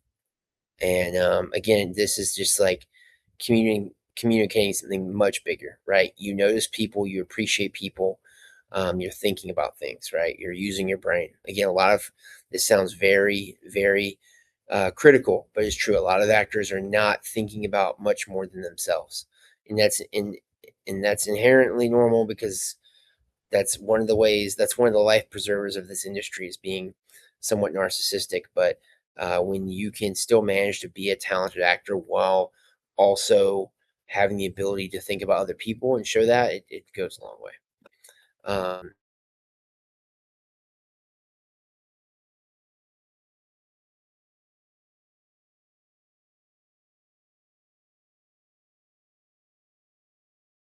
Ultimately, you're also showing that you understand that great relationships are rarely built with just one person. They're built with everyone around them. So now you've created a natural reason for the conversation to continue, right? This is the other option. And this is great. If you can pull this off, this is a really big green light. So you can say, hey, I imagine there are probably a few other people on the team they'll eventually be working with. Since we're already here, would it make sense to swing by the office for a quick hello while I drop this off? So you've kind of opened up the reason for you to go because you've gotten their assistant some food, right? You also were smart enough to pick a place within walking distance to the office, okay? And you can even tell a little white lie if you can, or if maybe you just do this. You can say, I actually parked like right behind you guys, or I actually parked in your lot, or actually, parked right behind your guys' building, something like that, right? Make sure it makes sense. Like if you're not actually going to park there, but you don't want to say you can park somewhere and then they'll be like, oh, I know you can't park your car there. So you're lying. But like if you can actually park in their building, just go park in their building. Because then you could be like, yeah, I literally parked in your building. Like I have to go walk back there anyway. So, whatever. You create the opportunity for you to go back to the office with them. Now, if they say yes, fantastic, right? You just turn one meeting into an introduction with an entire office. And if they say no, that's perfectly fine too. Just don't force it. You could just say, hey, great, totally get it. Would you mind just taking this food to your assistant for me? The point really isn't getting inside the office. The point is just trying to create an opportunity for that. The main goal here was to have a good meeting. And you've probably already done that. And them not letting you back in the offices, it's not a real indicator of that. Now, if they let you in the office, excuse me, that is a huge green light, like I said. But if they say no, it still could be a green light. It's fine. Don't trip on that. But ultimately, opportunities like that, don't happen by accident. They're created by people who think a step ahead. And that's the game. So again, most actors only prepare for the meeting. Again, I want you preparing for everything that happens before it, during it, and after it. That's how you become memorable. And if you do get invited inside, don't waste the opportunity because what you do next can really matter more than the meeting itself. We can really dive into that next time. We are probably going to run out of time here soon, so I want to make sure I have time to answer some questions. But ultimately, again, the goal here is just to get through the meeting and have a good meeting. And again, call to action. We want to think about problem, solution proof call to action. At the end of either the Zoom meeting or the in-person meeting, you can just opt in for a follow-up, which is this little thing I call BAM FAM. Somebody else came up with this acronym, not me, but it stands for book a meeting from a meeting. So you can BAM FAM from either of these instances, and you can just throw out the line like, hey, let's I'd love to keep this conversation going, talk about further working together. Maybe after you've chatted with your team, what's a good time next week for us to circle back? We can do another coffee or do another Zoom call. Or this time around, we could meet for coffee, or this time around, we could just keep it simple in Zoom, right? Depending on if you've done one, then you can do the other type of thing. But yeah, then go ahead and book it. Like, okay, cool. So 3 p.m. next Thursday. Got it, lock that in. And you can also say like, oh, I already got your assistant's info, so I'll go ahead and let them know that we're locking that time in. And then there you go. So this is gonna be a lot more effective than like letting because you have them face to face, right? You kind of have your teeth sunken in a little bit. You're gonna have a much better time of getting them rebooked than if you just say, oh, I'm gonna just let you go and I'll just my people call your people. It's like, okay, well, that it could take a week just to even get them to look at their calendar again for you, but you have them right there in front of you.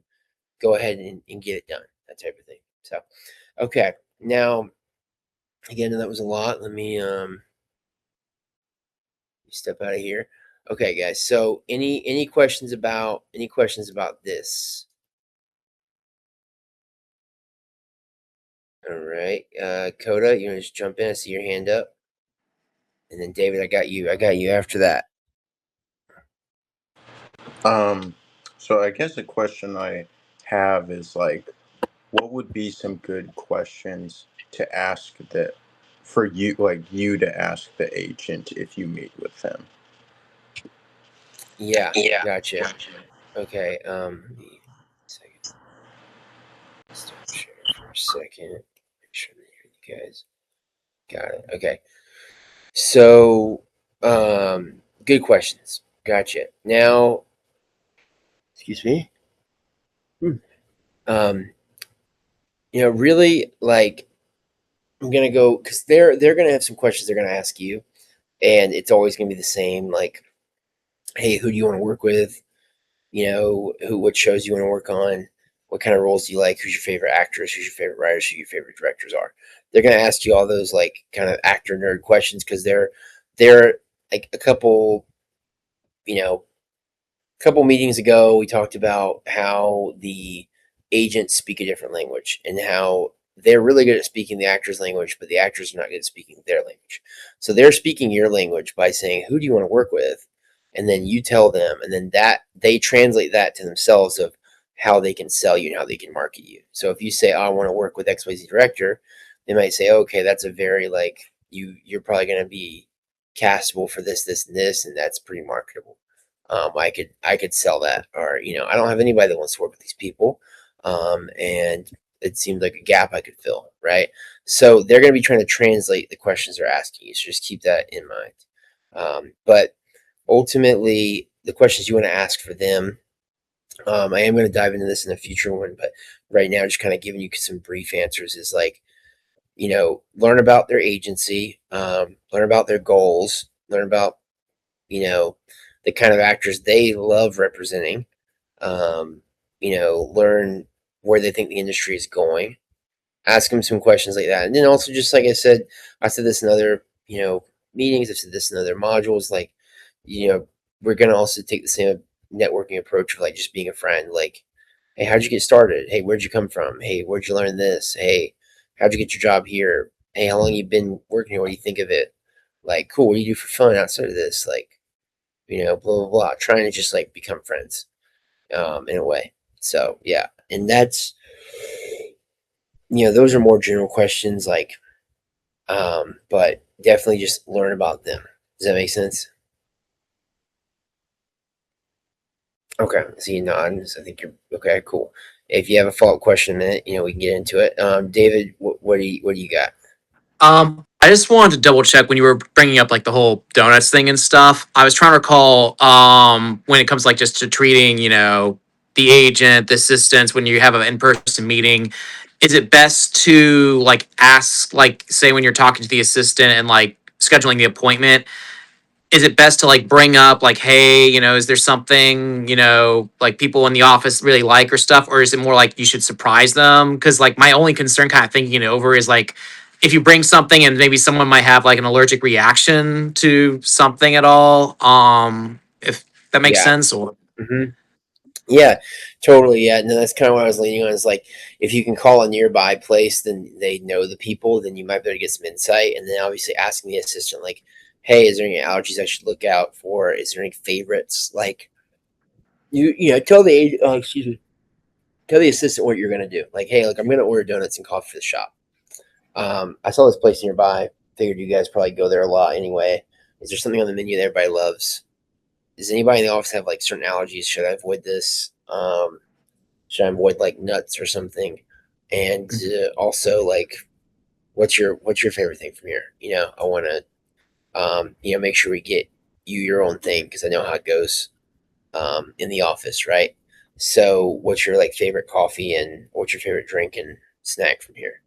That's kind of how I approach it. And then at the end of the day, if you can't get any information, then you kind of just have to like shoot from the hip and just go like cast a wide net, like just get a little bit of everything and just send it in there.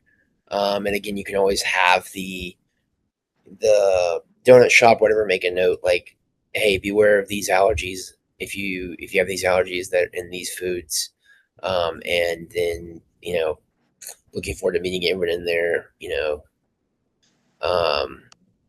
Signed, sincerely David, whatever, that type of thing. You can have the donut shop make a little note. But yeah, that's a great question. Hopefully that kind of answers it. As a quick recap here, we're just finishing up the section on how to get an agent. So we've been going through this the past few weeks. If you missed some of this, you can obviously catch the recordings inside of the classroom, the ActorOS 102 classroom, and the section is 4.2. So that's where we've got all the previous recordings held for this, and that's where this one will be placed. All right. So just as a recap on where we were last week, we kind of took a second to review the entire kind of protocol of the problem solution proof CTA, of like how to actually talk with an agent or how to actually get a lot of things done in the acting business. Then we dove in a little bit more into what to do with the meetings, right? So we went through a Zoom strategy, we went through an in-person meeting strategy, and that ultimately ended with kind of best case scenario is that you are getting invited to maybe go check out the agency if you're nearby, or if not, you're getting the chance to I believe it's over here, BAMFam, which is book a meeting from a meeting and do another Zoom call. Okay, so this is if we are going into the agency afterwards. The goal is obviously to meet the entire team, not just the agent. Now, if they invite you back to the office, understand what just happened, right? You didn't just get a tour, you earned another opportunity to build relationships. So most actors only focus on their agent. I want you to think about the entire agency, because if you end up signing with them, you're not just working with one person, you're working with an entire team. So their assistants, their coordinators, their associates, and other agents who may all play a role in your career at some point. So when you're introduced to people, don't rush through it. Obviously, common sense, but just shake their hand, learn their name, ask them what they do, be genuine. Take a genuine interest in them. That will go a long way. It's like one of the things is I remember meeting the voiceover group at my current agency when I went in, and that was huge because I was really want to dive more into voiceover in my career. And I was like, okay, I really want to make sure I'm talking to these people because these are actually going to be the people that rep me for voiceover. It's a whole different group of people than my actual agent. So basically, we just want to, remember kind of again, some of this is more common sense, but just people like working with people who make them feel seen, make them feel good, right? You're not trying to impress everyone. You're not trying to connect with them, right? You're just keeping the conversation short. You're just being respectful of everyone's time. Now, if someone's busy, don't force it. A simple introduction and a smile goes a long way. The goal isn't to work the room. The goal is to leave the office with more relationships than you walked in with. And that's how you should think about every opportunity in the industry. You're always expanding your network, planting seeds, leaving people with a positive impression. Because you never know who's going to become an agent or a manager or a producer or a casting director a few years from now. And the assistant you meet today might be running their own desk one day. The junior agent might eventually become your primary rep. The industry is a lot smaller than you think, and people move around. Like so I had an agent, and the assistant to the agent was actually moving up into a different agency. And that assistant wanted me to go with them to the next agency. So I looked over the situation, and I was young too, though. I was about 13 or 14, but I was working with my parents on this too. But we were like, okay, the current agency, I was pretty low on the roster, and this assistant was about to go to a similar position of power as my current agent, but at another agency that was competing, right? So it was a little bit of a shicey move between the agencies, but you have to be careful about this because you can also get your name kind of tossed around. But I was young, so it was a little different. And yeah, I went with that woman, and she ended up going there, and it worked out great. Um, I didn't get like a huge big break because of it, but through that, I think I got introduced to the woman that managed me for about 20 years throughout my adolescence up until about 4 or 5 years ago when she retired. So, and then that person was amazing in my career, that manager. And I would have never met that manager if I did not, you know, follow that assistant that became an agent and all this stuff. So it's like dominoes fall in weird ways in this industry. So that's why I never treat anyone like they're like just an assistant or just an intern. Everyone matters. And when you consistently show up with that mindset, people remember it. And that's how you build a reputation that follows you long after you left the room. Now that you built the reputation, right? You've had the coffee or the Zoom or the lunch. Let's talk about how to actually lead the conversation instead of reacting to it. So, we want to lead the conversation like a professional. Even if you've never done this before, we want to act like we've done it before. Now, let's talk about the meeting itself. This is where I see a lot of actors accidentally give away all their leverage. They walk in the meeting thinking they're being interviewed. I don't want you thinking that way. This goes for every stage of talking with the agent, right? This could be the very first Zoom meeting. This could be, after your second or third meeting and you're going to meet the office. Excuse me. I haven't had enough coffee yet. It's all the same. We want to conduct ourselves in this way. I want you thinking like two professionals exploring whether they're a good fit to work together. That's a completely different mindset. Most actors are talking to agents like they have like the agents are some savior, right? So it's easy to get excited and beg them to take you on. It's not what we want to do. Your job isn't to sit there waiting for questions. Your job is to lead a great conversation. Ask thoughtful questions, be curious, and learn about things. Learn about them. Learn about their agency, their personal goals, about the kind of actors they love representing. Learn where they think the industry is going. The more you understand how they think, the better you'll understand whether this is actually the right partnership for both of you. So remember, you're evaluating them just as much as they're evaluating you. Now, that doesn't mean you dominate the conversation. It means that you guide it. Keep it interesting, collaborative. Bring the value wherever you can. Maybe you mention something you noticed about the roster. Maybe you talk about an opportunity you think exists in the market. Maybe you share where you see yourself fitting into the kinds of projects that they're already booking. Everything you're doing should reinforce one simple idea. I thought about this. I've thought about this. I've thought about this. It's that you have a working brain. I know that might sound a little mean, but a lot of actors, they don't bring this energy.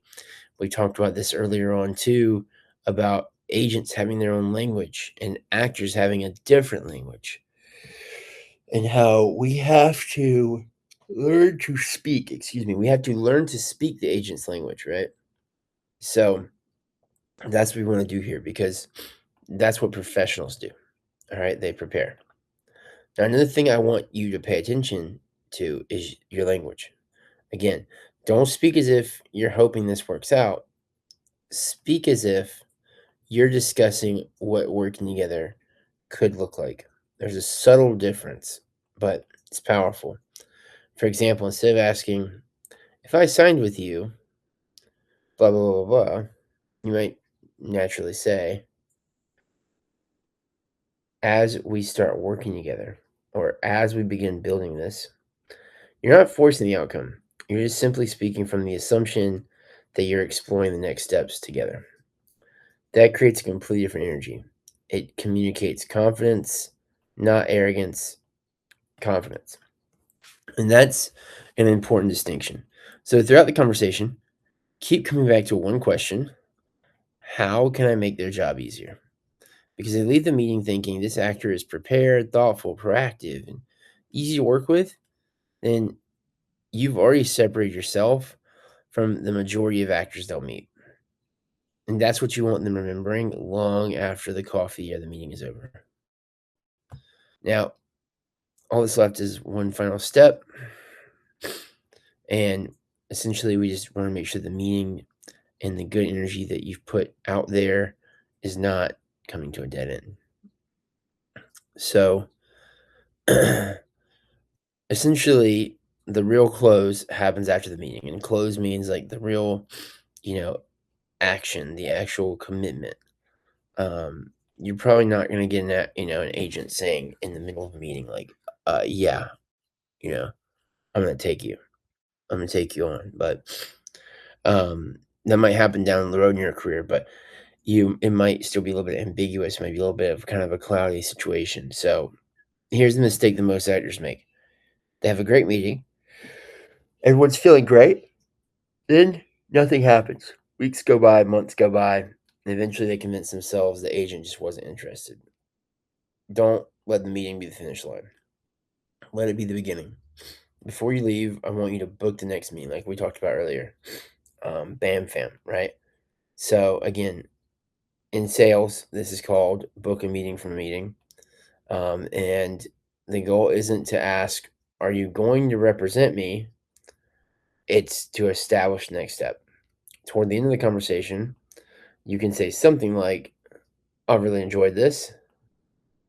As we continue moving forward, who else on this team should I get to know? Or you can also say, I'd love to meet the rest of the team and make sure everyone has my materials.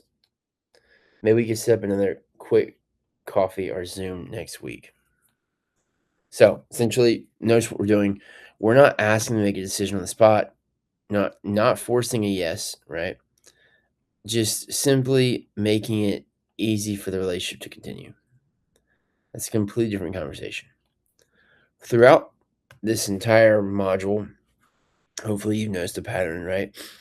The donuts weren't really about donuts, and getting the assistant's contact information wasn't really about the assistant. Meeting the rest of the office wasn't just shaking more hands.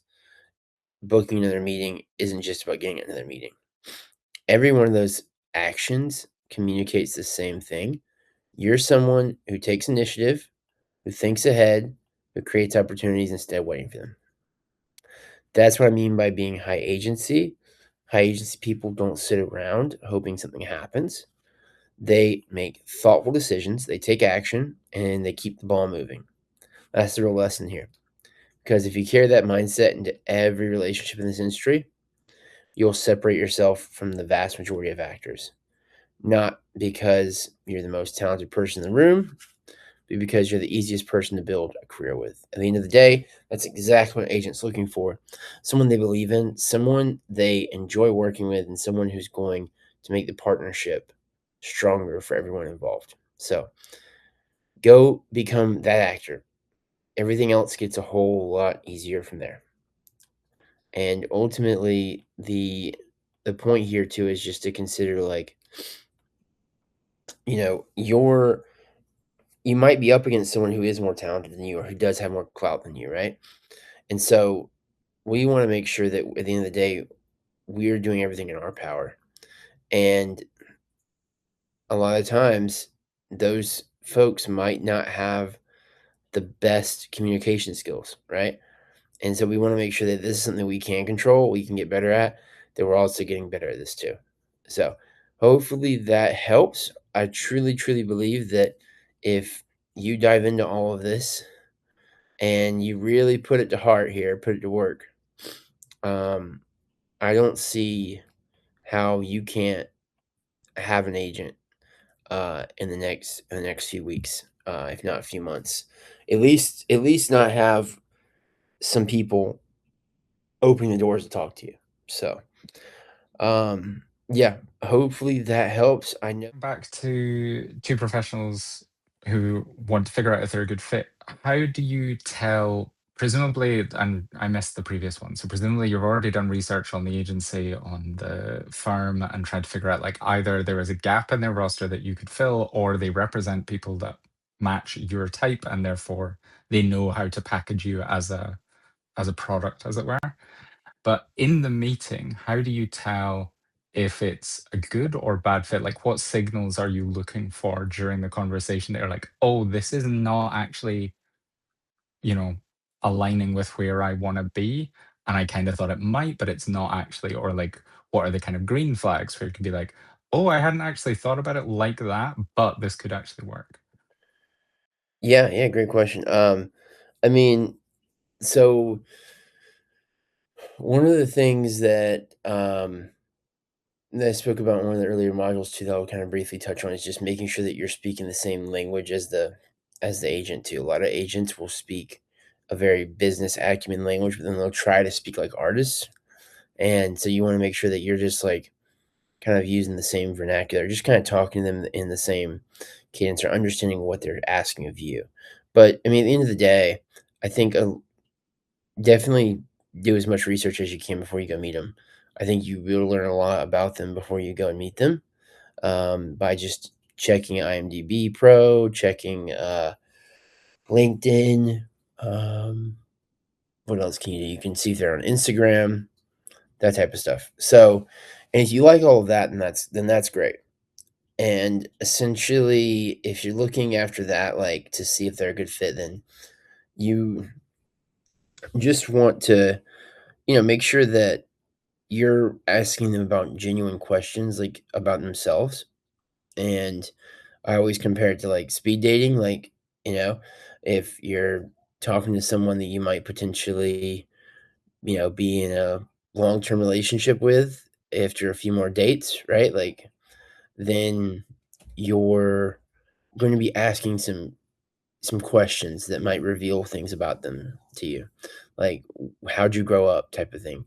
And I would say go ahead and ask questions like that to the agent, right? Like, the point is that you're trying to learn as much about them as you can in a short period of time. And I think at the end of the day, the actor asking questions like that also goes a long way. It makes the agents feel a lot better, about themselves. But as far as me telling you like what some red flags are, it's really, that's mostly up to you. Like, it's how you want to feel about the business. I'll say some general things are like, you know, if they seem like they're a really small agency, it's just something to consider. Like, there's some powerhouse rock star, like 2 or 3 people agencies out there, and that's fine. But, you know, you just want to make sure that this wouldn't be something you'd really talk about in the first meeting, but you want to make sure that they're not signing you into something like that's like super exclusive. If they're like a boutique agency, if they're like a small agency with just 2 or 3 people, you just want to make sure they're not like signing you into like a multi-year contract that's super exclusive, like that you can't get help from any other agent, stuff like that. That would be a little bit of a red flag. I think, you know, paying a lot of money, and paying much money at all, but paying to have an agent is a little bit of a red flag as well. It depends, usually agents are taking cuts on the back end. So I would just keep that in mind. And I'm trying to think of some other like general red flags here. Yeah, I think those are some of the biggest ones. I think if they're a small agency, that's fine, but that you just don't want them trying to lock you down. And no matter what size they are, they really shouldn't be charging you any money at all, but definitely not more than like, $100, $200 maybe. It'd be one thing if they're asking you to get headshots done or something. That's a little different. But yeah, I think other than that, like green flags would be that they're just carrying themselves well, that you're seeing that you guys have a good banter. You want to have a good friendly banter with them. And that they're already working on projects that you want to be on. Like they're getting their roster casted for shows and movies that you want to do. Does that make sense? Yeah. Does that I've explain it? been on both sides of the like interviewing either somebody to come join a company that I'm working for or to join a company. And so there's sometimes where you're like, oh, you're a completely reasonable person, but your skills don't really align with what we need. But obviously at least in software engineering, you have a pretty clear like the job description is X. And so you can go, you might be able to learn this, but you're not there yet. Whereas with like trying to find an agent, you have to kind of go, well, the job description is you are an actor. And you have to kind of try and tease out like what they need and what their gaps might be, or what are they good at. And therefore, like, what do you want to do? Especially given, for example, I'm in Scotland, not Los Angeles, so my access to specific agencies or agents is going to be limited. So then it's a case of, is that kind of, are there kind of more general things of like, if you are in a hub like, I don't know, LA or Atlanta or something, where you're like, oh, there's 100 agencies all over the joint, everybody's everywhere. So once you do it a couple of times, you know those things. Whereas for people out with those hubs, it's like, oh no, it's totally paying for an agency is totally normal. It's fine. And it's like, it might be because the business around here is just not as developed and not as competitive. So if everybody, as long as everybody agrees, yeah, you could, you expect a certain charge and that kind of thing. But I don't know. Yeah, I get what you're saying. I mean, I definitely think that Scotland is still a busy place. Like you guys have some good films shooting there, and you're not far from London, which is a great international hub. Like so, I think that it's generally like this is for any agent that I think is going to be working at a level of like a union, working at like a professional level. That's how the agents that I'm talking about would be conducting themselves in this situation. So, yeah. And, there's some agents out there that are small and they take people through this like training kind of mentorship and they charge for that. And that's a little different. But at the end of the day, that's still something you have to consider if that's like really what you need. And I think that what I'm talking about here, this is the type of advice I'm giving here, is more for agents that are going to be at that professional level that are just you're looking to be added to their roster to, so they can represent you, that type of thing. Does that make sense? Yeah. Okay, cool. All right. Well, yeah, right on, guys. I guess, is there any other? I know I talked to Mike and Nella while you were fixing your microphone, Lewis. But is there any other questions anybody has on this subject? No, we're good. Everybody's feeling square. Cool. Well, yeah, all good then. So I'll let us go since we're kind of at an end there. But I appreciate you hopping in, Lewis. I'm glad to see you, man. Super stoked to chat with you soon here. But yeah, welcome to the group, man. If you need anything, shoot me a DM, and then Mike, I'll see you tomorrow, and Nyla, I'll see you next week. And we have obviously another call like this Thursday night. So great. All right, we'll see you guys soon. Y'all have a good rest of your day.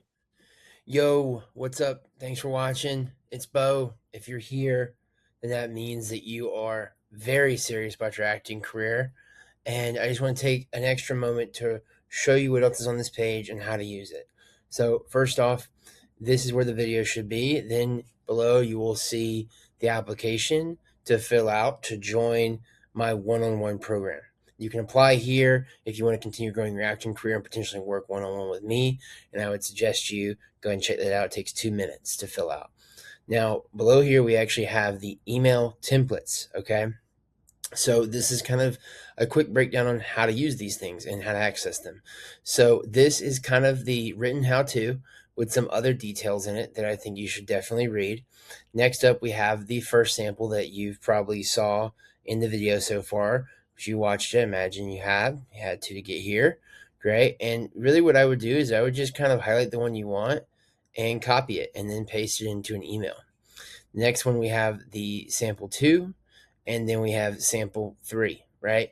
And here is the tricky part. I have the subject liners down here because I have bonus subject liners as well. So I didn't want to put just one. I wanted to give the opportunity to have multiple options. So we have all of that here for you. If you're on your phone, it should look something like this as well, and should still be very easy to highlight and essentially copy and paste. And then finally at the bottom, in case you missed it, again, if you made it this far, you are probably very serious about your acting career. And if you're looking for more help growing your career, I'd love to help you do that in my one-on-one program. It's an extensive 90-day program, and you can learn more about it by applying. If you're a good fit, this application will take you to a page where you'll have the chance to actually book a one-on-one call with me and my team so that we can look at your acting career, give you a strategy session, a career audit, and also kind of figure out what the best next steps are. All right. So go ahead and apply. Like I said, it takes 2 minutes. You can do that right here, right now. And I will see you in the program.